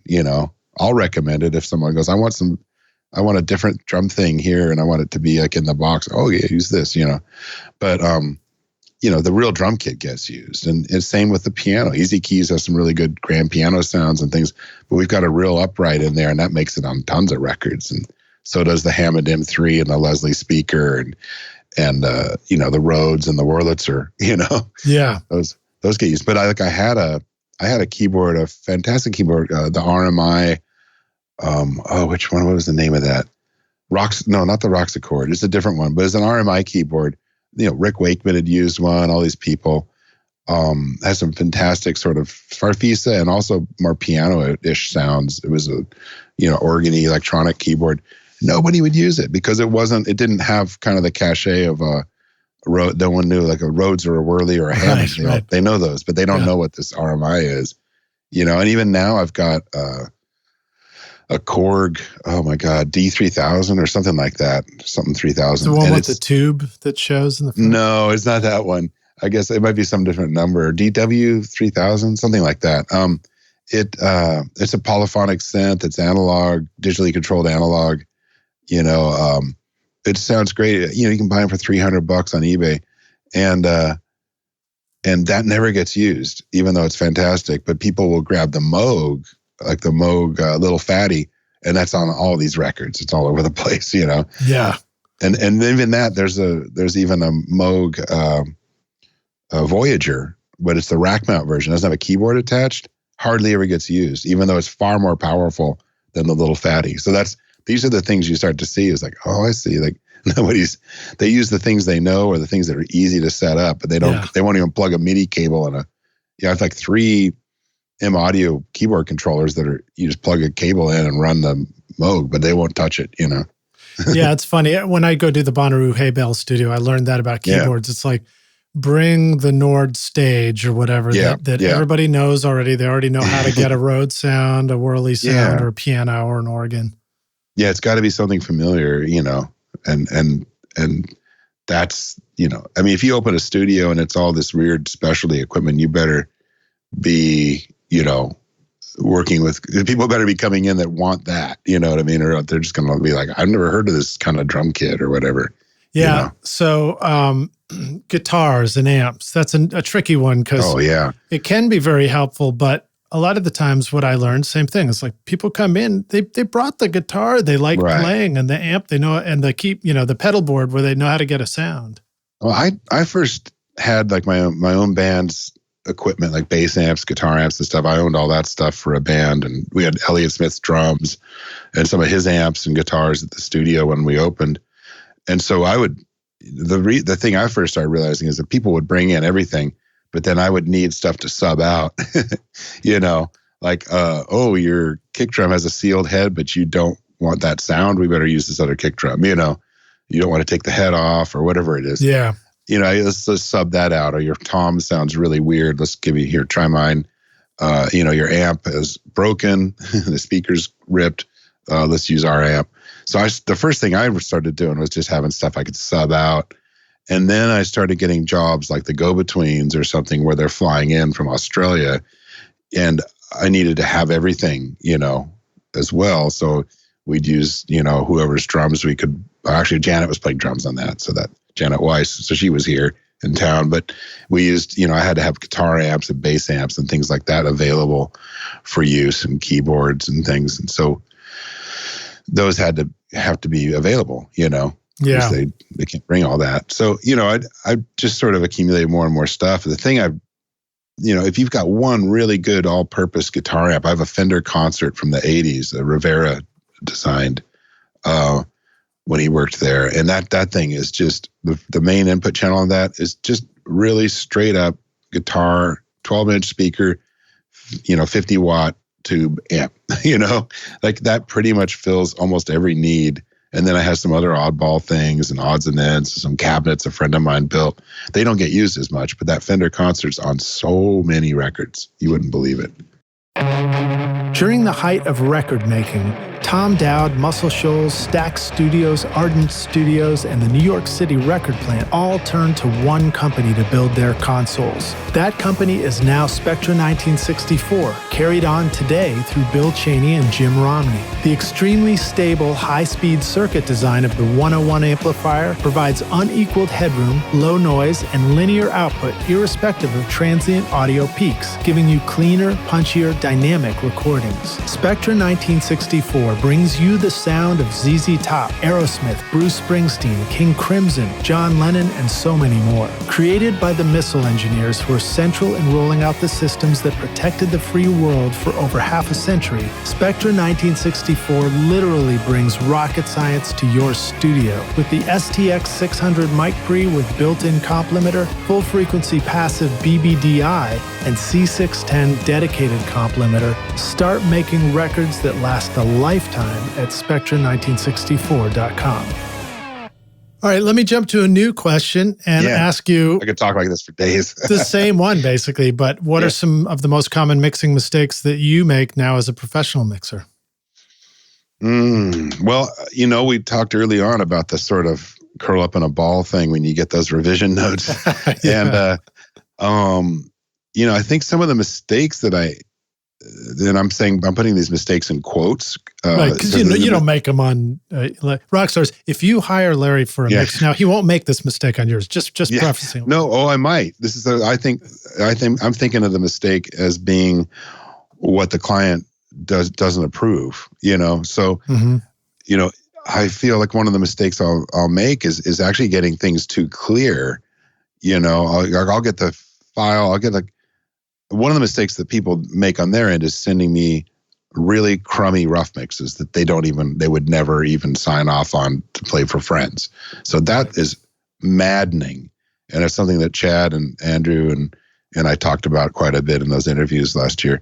But the mistake that I make is getting these, I'd listen to the rough mix, I go, that's obviously wrong. Okay, I see why they hired me, right?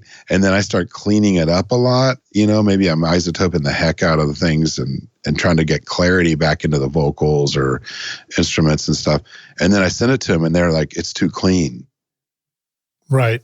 You took all the cool off of it or something. Yeah. And it's like, I'm trying to figure out, well, how do I get back? Sometimes it's people doing really stupid things like making duplicates of a vocal track and then sliding them in time and putting different effects on all three of them. And then they just think, that's what I like because I don't like my voice.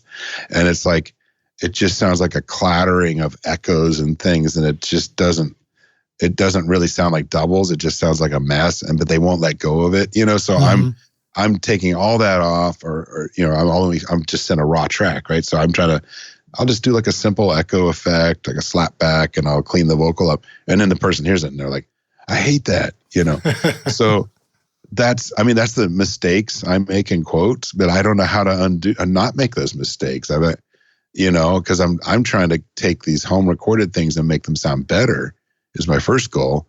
So it's really difficult, it's difficult to know where to stop or, it's really hard when someone has recorded everything like one instrument at a time and they go, make it sound like a band in a room. And you're like, it isn't a band in a room. There's no room, Yeah. And those are really frustrating. And I feel like, I have a hard time knowing which intuition to trust, Does that make sense? Yeah. I guess you just have to put it out there and start finding. You start poking it and see what the response is. What were some of the things that you and Andrew and Chad talked about as far as rough mixes? Just that people that don't send you that if they that you need a rough mix that has sort of a perspective that you can glean from it. Do you know what I mean? Right. Like try to get it right. Try to demonstrate what this is trying to be. Yeah, if you want certain kind of vocal effects, maybe don't commit to them and print just that track, but, put some things on there and set them in perspectives, like how loud are the vocals in this track and how are some of the things panned and, and it's kind of funny because sometimes, I have gotten rough mixes that are so good. I'm like, why do they need me? And I think Andrew even said that in our interview. But then you start working on it and you're like, oh yeah, I got the drums sounding better, or something. It's just like you start, their drums were out of phase, they didn't know. So I think those, it's the rough mix is so important, and it needs to be something that someone, even if they don't use any effects, like I think I have a guide now in my mixing notes that I send to people. I say, just give me a mix that's barely got any effects on it, but things are in the right place and it feels kind of correct to you. Mm-hmm. And then I can improve from there, so that would tell me if the drums need like a big roomy sound or they're supposed to be tight, or if the vocals need lots of effects or no effects, or if guitars and things can be way panned out left and right the way I like to, or they need to be like really sounding like all kind of mono, and I want to know these things. I'm not trying to do this just for me because honestly, most of the stuff I'm mixing, I never even see, anything pressed or distributed. Yeah. I'm not, no one's out there pointing fingers at me and going, you did a horrible mix for that one guy on SoundCloud, So I don't really, you don't want to say you don't care. It's not really the right way to say it, but I don't mind going in all kinds of directions to make a person happy and get what they want. But sometimes it's really hard to figure. And I've had a few where we just had to stop and not work together, because they were so upset, and that's really, I feel really bummed out. But I'm also like, in one case, I told the person early on, don't hire me because I don't think you're going to let go of your rough mixes, Yeah. Which I was bettering. I was doing something similar, but bettering them to my ear. But it devastated this guy. He couldn't stand what I was doing. And I had to charge him for half the work and, and couldn't stop early. You know what I mean? Right. Yeah. You've already put in the work. Yeah. So but that's a tough thing. that's a tough thing to have the foresight like you did to be able to suggest to somebody, hey, I'm going into this with a slight amount of trepidation or like I told my wife, I'm telling this guy not to hire me. She's like, don't do that. You need money. I'm like, you need the work. I'm like, I do need the work, but there's something telling me that I shouldn't do this. I need the right work. And he wouldn't let me go. He kept saying, no, I really want your input. And I'm like, this is going to change. It's going to change. Yeah. It was a very ineptly recorded project, but I thought it had a mood to it. And I tried to make it sound better. And boy, he it was almost like I went over his house and punched him in the gut. He was like, that's rough, man. He was so upset. And I'm like, I told you it would change. And I can't, there were definitely like, this is a case certainly where things were getting muddied by his plugins and stuff. Right. And he liked some of that, but it wasn't really that. I didn't think it was appropriate or good sounding. It was really it was so weird. It was really, and then also in the middle of that, like I sent the first round of mixes out, and his email, something happened with Google a while back where some of the accounts got frozen because they were changing, the privacy notice, or you had to click off on some third two-party, whatever, the two-step verification. So his email got frozen. He didn't know, and he wasn't getting the emails. And like weeks went by, and I'm like, this guy's going to screw me over. I haven't even been paid. And all of a sudden he goes, oh my God, I found because I was actually sending him questions. I didn't even send him mixes, actually. I was sending him questions, and all of a sudden, like, we couldn't communicate because the email jammed up. It was so weird. So that happened in the middle of it, and then I finally sent him a working mix, and he's like, oh no, I hate it, So that's happened a few times. One guy told me that I tore the emotion out of his music and ruined it, and it just made him sick. And I was like, dude, no charge. Just don't ever say that Larry Crane did a horrible mix, and I'll just not charge you for anything, and just go away. Don't ever contact me. You done. Wow. Well, it's really great to hear you be so honest and share these stories, because again, it's a reminder that like you only get there, you only move forward if you're willing to put yourself along some wrong turns along the way. And then, right the course after that. It's never going to be perfect. Even records where you think I got that mix, there's going to be probably revisions these days, and so you have to accept it. Well, Andrew Shjips shared a great quote. I actually can't remember now whether he shared it with me on the podcast interview or whether I watched him present this on a video. But regardless, we all get the benefit of hearing insights from you and Andrew and Chad. But Andrew said that, he was talking about sending out a mix to a client. And he said, I used to start an email and I would write in all these, I'd put it in the mix and then I'd start listing all these things. Well, and I'll do this and we'll get to that. And, or excuses or something. Yeah. And then he trained himself to stop hitting send on that email. And then he took a break and he came back and he line by line, he just went back to the mix and fixed the thing he just mentioned and then just deleted it until the email was nothing but sending the mix. Yeah. I thought that was good. Kind of trying to excuse or explain his choices, you mean? Yeah. Yeah, totally. I mean, I kind of feel I get a little defensive sometimes still. I'll be like, well, I had a project recently that just went to hell. I think they're happy, but I hope, and the music's great, but I kind of hope they never call me to mix more stuff, because it's like, make revision 14 or 11 or I don't know. And you're just on, and things happened like sending me tracks that shouldn't be in the mix, but not telling me. Initially sending me folders with no names on them. I didn't know what song was called what. And then they're sending me notes talking about the songs. I'm like, I don't know what song you're talking about. They sent things that weren't supposed to be in the mix. And then they told me my first bit of feedback, I was like, can I mute stuff or just take things out of it? Oh yeah, do anything you want. And then as soon as I sent mix version 1, I was told put everything back in. So, I mean, that is so difficult because I get a little, bull in a china shop. I'll just start deleting tracks. I try to leave a breadcrumb trail of some sort, but, I might just be kind of like, I'll just take this out and do this and mute that, Yeah, like Joe Ciccarelli committing to the mix moves. Right. So I try to get in there and really have an opinion and go. And then I'm like, put everything back. And it was like, oh God, the process of getting everything back. By the end, there was so much confusion over some piano tracks. I said, here's the mix without pianos. You mix the pianos, blend them in over the top. I'm out of here. I'm done. Like I can't take this anymore. Wow. Yeah. Well, getting to the finish line is half the battle sometimes. Yeah. And hopefully our records won't be too much of a battle anyway. Yeah, sometimes. It's crazy. So now you had mentioned something earlier too about using a service and I think successfully sound better. And I wonder if you wanted to talk about that. And when you talked about like working with a client and it's on SoundCloud now, I wonder if there was any correlation to that, that as a place to be working with people or anything like that. I've discovered Sound Better through Zashar, who was one of the founders, but the main kind of like impetus behind it. And I met him at NAMM Show right before they first started, or right as they were first starting. And, I had an account on there for a long time and nothing was really happening.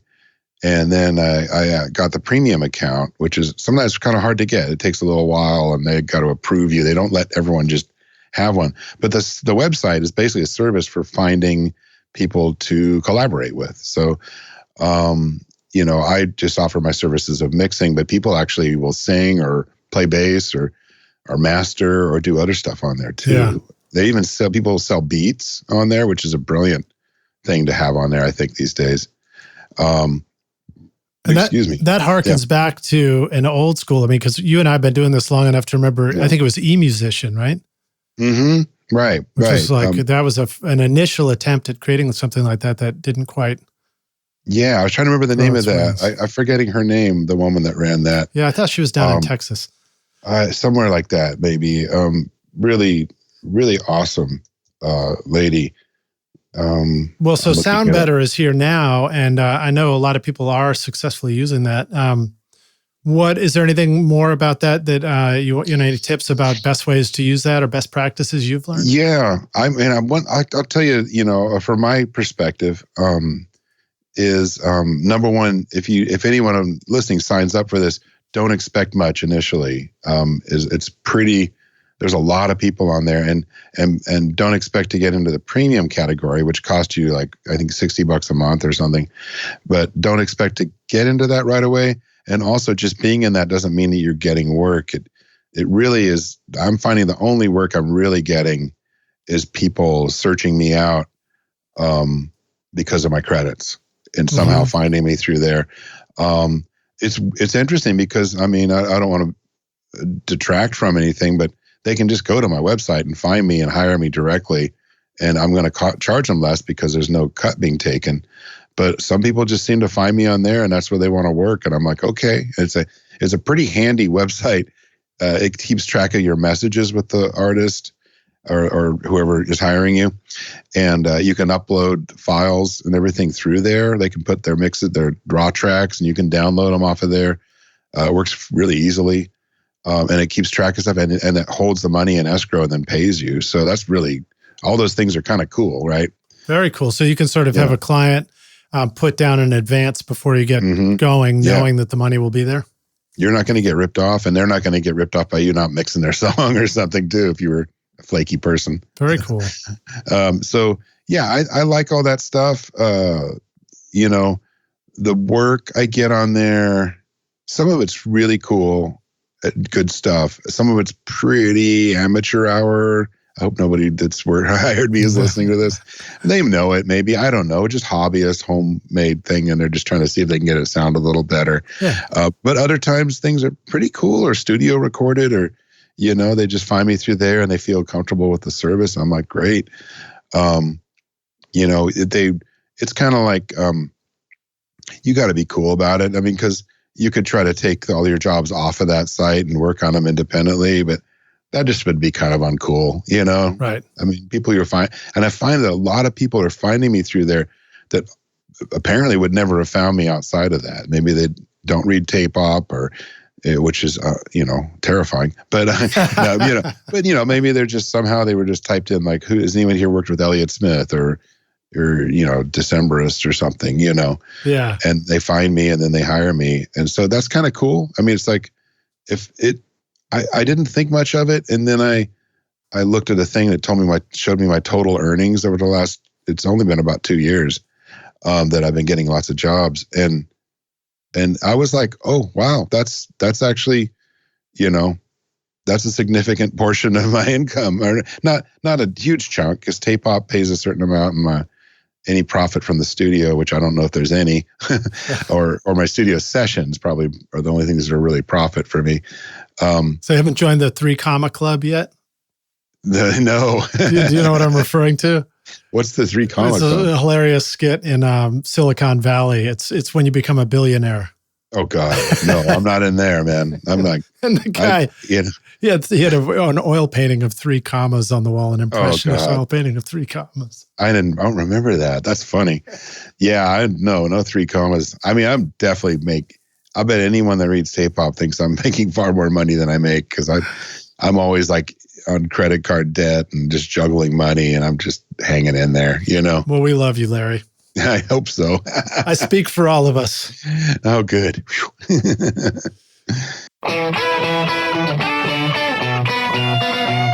Want to record killer drums in your home studio? Rockstars of Drums will show you how to record, edit, and mix pro-sounding drums with a Nashville session drummer in a Grammy-winning studio. Want to start mastering your own records? Rockstars of Mastering walks you through exactly how I mastered my own record using nothing but plugins in PreSonus Studio One. Want to learn how to create a mix that doesn't suck but rocks instead? At Mixmaster Bundle, I show you how to mix using stock and free plugins so that you can have punchy, powerful drums, guitars that rock, bass you can feel, and a mix that is in your face. Plus, it's totally free as my way of saying thanks for listening. Then go to mixmasterbundle.com to get started for free now, and look for the clickable link in the show notes below. Groovy, man. Let's see. What's the next question we want to ask? Stereo bus. I'm going to throw that out there, even though you gave us the answer, but I'm asking you anyway so you can beat that one up. Okay, here's 2 things. I actually more and more I've been, like, especially a lot of the sound better work, I've been mixing in the box, and on that stuff I'll definitely put stuff on the virtual stereo bus, and it seems to kind of help, Mm-hmm. But when I'm working through mixing on my Rupert Neve Designs console, one of the ways I'm doing revisions is to print. It's an 8-channel bus, so I'll print 4 stereo stems and the left-right mix at the same time. And so if I want to use, and I'll print another pass of stems and kind of assign different things to those buses and print. So I might end up with like 8 stems, right? After 2 passes, and an instrumental mix and a regular mix. And so I've got enough that I can probably do modifications and make a revision for somebody. But if I'd put stuff on my left-right bus, I won't be able to do that in the box with the stems. It's going to be different than the original mix. Do you see what I'm saying? I think so, yeah. Yeah, because I don't have that, that chain, that analog chain won't exist in a stem remix. I mean, I could go down to the studio and pipe it through that equipment and write down the settings and hope that it kind of sounds the same. But a lot of times I might even be on the road trying to knock out some revisions, at that point. Right. So for my console mixes, I generally just don't put anything on the bus. I hit the console pretty hard sometimes coming on the inputs from Pro Tools, and all those wonderful transistors in that console kind of do a thing, So it I feel like I'm getting some of the saturation and sort of an evening out even from those guys. And I use a lot of compression and parallel drum compression, and I really control a lot of stuff. I've got retro 176s. I got 2 of those. Ooh, those are nice, huh? I think I want to get another one. I think those are the best compressors in the world. And I've got other stuff. I got the Hamptone, the HOC1 compressor, which is a really fast optical compression with a blend thing function that works really well. And so I got a lot of stuff that sounds really good, and I'll kind of just rain sources in with some parallel things and slapped on things, full insert. And I feel like at the end of the day, I don't need that extra hype of that bus, Mm-hmm. Because it's already sounding pretty great through the console. Yeah. I'm working it, and that way I get that recallability with the stems. I've put the stems together just straight out against the mix, and I'll A/B it, in the box, and I'll be like, man, they sound the same to me. That's amazing. So that's awesome. Kind of how I work. Awesome. Well, let me ask one more question, then we'll go to our closing question. Monitors and headphones. Any comments you want to make on just making sure that your listening environment while you work is going to work for you? Yes. Yeah, I think, I've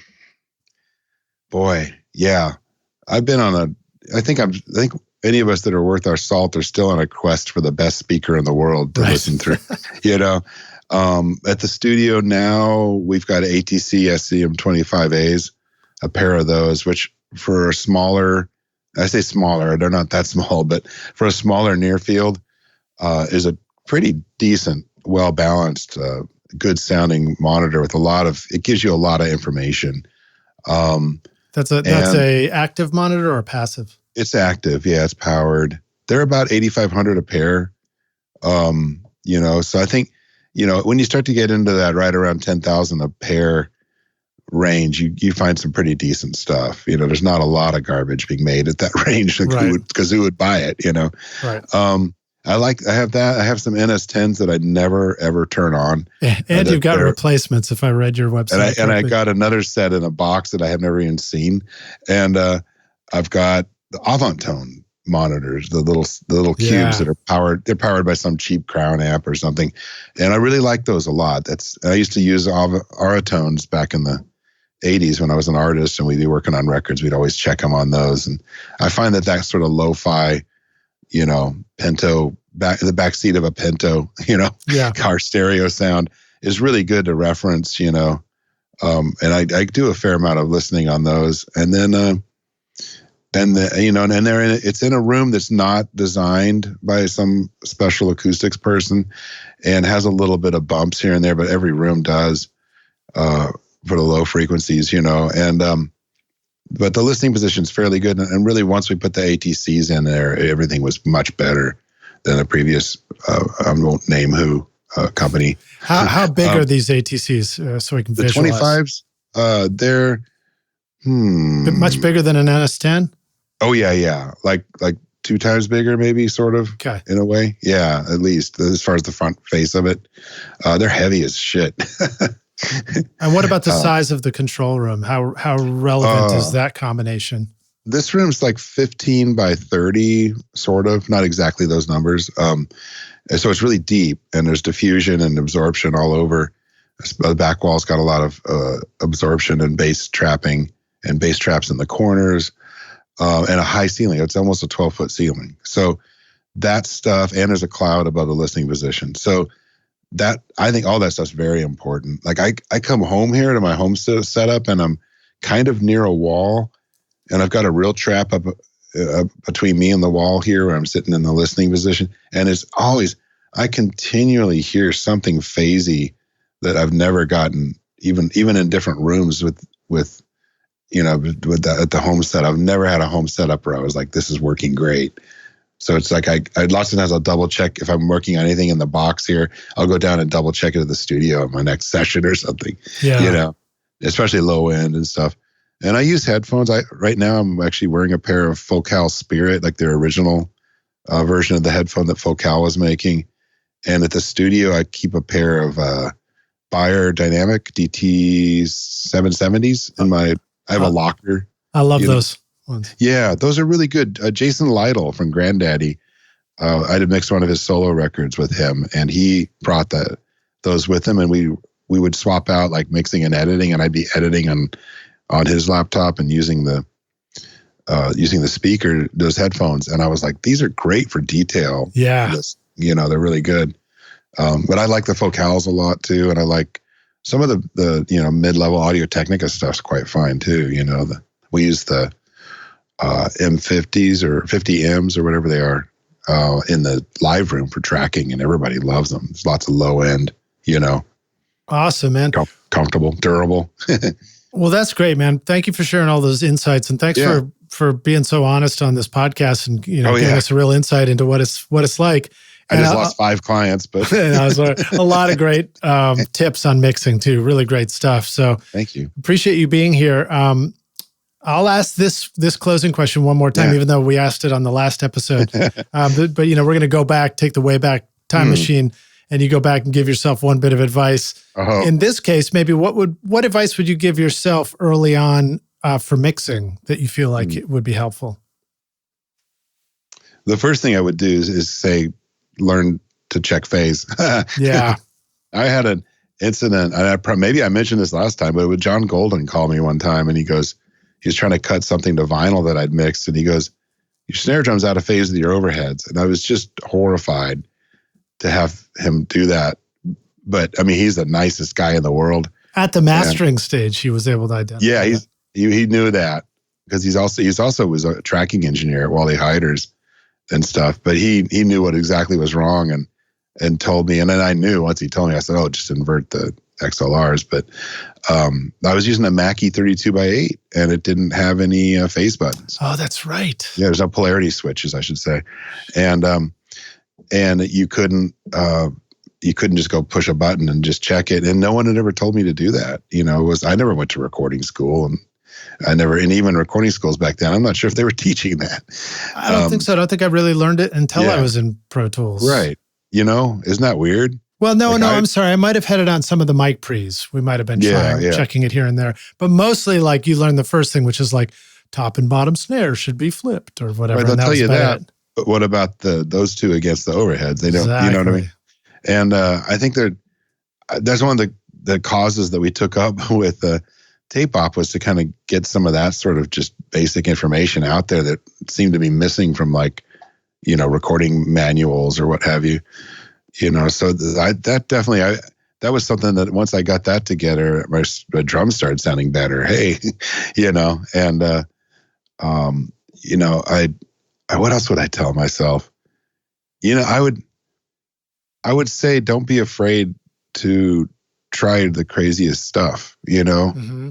I think sometimes people are way too safe, and I know that my early recordings were very simple because I was very inexperienced, and I would maybe not try, I wouldn't get totally out there. And now, one thing I'll do, I was going to mention this earlier when we were talking about mixing and stuff and clients being attending or something, is if I put an effect on something, this is something I would tell myself for sure. If you're going to put effects or EQ or do anything, go really far first. Yeah. And then dial back, because don't get into this like, 0.1 dB more of reverb on that, like that's just a load of crap, right?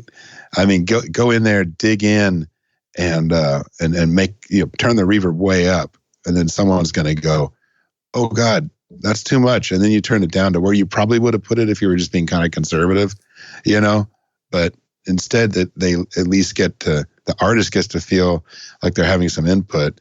And you get to hear what it would sound like if it's going way too far. And it's not these little, I see people work like, this would be also referring back to some questions you had about mixing mistakes that I see with amateurs or what have you.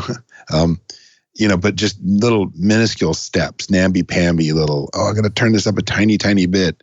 Like, that's just bullshit, because as you know, when you sit there mixing at a real console and you're pushing faders, you kind of just push up and pull down and try to massage it into place. And it's not about tiny increment, until the very end, maybe, Yeah, we didn't have 0.1 dB options.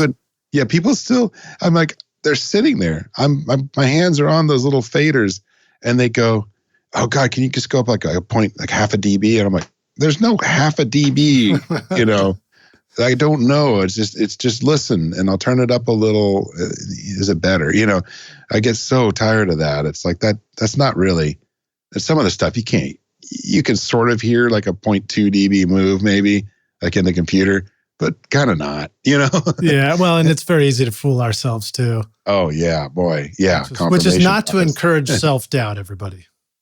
No, but we got enough of that. Zoom in, maybe this is the thing I'd go back and tell myself is zoom in, zoom out, zoom in, zoom out, and learn how to do that. I think I've rewired my brain to a certain degree from so much studio work, where I have a very, very hard time. I have like a continual slate wiping going on in my brain. Like sometimes holding a conversation is difficult because I'm on to the next subject and I'm forgetting what we just talked about.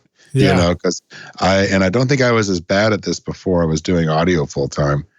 And I think I've learned to like just hear it like Memento, you know, the movie, you know, Right. like it's a new experience every time I hit play, you know. Well, it kind of has to be too. It's a survival technique. Otherwise, how in the world could you survive listening to the same song over and over and over and over again? Yeah, certainly. And I think you know, you have to do it to do a really, really good job. You have to find a way to train yourself to do that, because you don't really go back and listen. You know, someone will say, "What do you think about the bass tracks?" And I can drop through a song, drop in and out, and go, okay, all those places it's working fine. When I play the whole song back, I can't just only be listening to the bass. That's crazy. And if that's all you do, you're going to do it wrong, you know? Yeah. I guess I'm ready to close out and say thank you so much. Let the rock stars know how they can find you online, and maybe remind them that you have these, because I know we love clinics. So remind them that you've got mixing weekend clinics and that they should be aware of it and come check it out. Yeah, I do. If you go to my website, my main personal website is larry-crane.com, because there's someone else had Larry Crane, but larry-crane.com.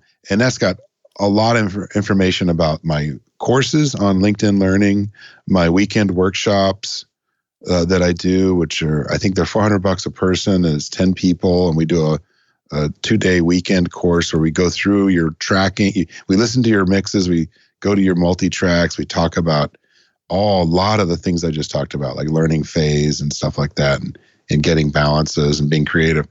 And then, the LinkedIn Learning videos are 12 hours, like you said before, of all kinds of tips and tricks. I tried to think of stuff like we've talked about just a minute ago that weren't really in recording manuals or in courses and stuff and schools. And then Tape Op Magazine has been my baby for 24 years. And that is at tapeop.com, TAPEOP.com. You can get free subscriptions anywhere in the world on PDF, and print subscriptions in the US are totally free. And Jackpot Recording Studio, if you're curious about our place in Portland, that is currently busy with someone tracking right now. So that's really fun. That's awesome. And I just thought of a really dumb joke about Tape Op. You've gone from staples in the studio to a staple of the studio. That's really good. Yeah, we should we'll put that in our TV ads. Great. I hope that's encouraging that you're about at the point of TV ads. Yeah, right. Late night cable. Late night. Does that exist? Using the VHS filter. Oh yeah, definitely. Groovy. Larry, thanks so much. Rockstars, thanks for listening. Reminder, we're going to have links to stuff we're talking about in the show notes, and you can click through straight over to Larry's site and go learn more about that. And man, I'll see you soon. I mean, I know we're talking about NAMM. Of course, this will come out after that. But I look forward to seeing you in person. Yeah, definitely. All right, awesome. dude. And Thank Rockstars, you, if you guys find yourself at one of these big events, make sure to go look for the Tape Op booth. You'll probably see Larry hanging out there waiting to meet you. Yeah, man. I'm always happy to say hi to everybody. Groovy, man. Thanks so much, dude. Cheers. Thank you. Bye. Thanks so much for listening to Recording Studio Rockstars. If you enjoyed the show and want to help make it better, then please share this episode with your friends on social media and leave a rating and review on iTunes to help the podcast reach more rock stars like yourself. You can click directly over to iTunes or go to rsrockstars.com/review for an easy explanation. And remember to hit the subscribe button to keep up with weekly episodes. And if you're ready to make your best record ever now, then head over to Recording Studio Rockstars Academy, where you can start with my free course at mixmasterbundle.com. And if you want more free content from Recording Studio Rockstars, all you have to do is go to rsrockstars.com/email. Again, that's rsrockstars.com/email to enter your name and email, and I'll keep you in the loop with articles, videos, podcast updates, and even free gear giveaways for your studio. Just look for the link in the show notes below. Thanks so much for listening, and thanks for being a rock star. I'm Lid Shaw, and this is Recording Studio Rockstars. Now, go make great music.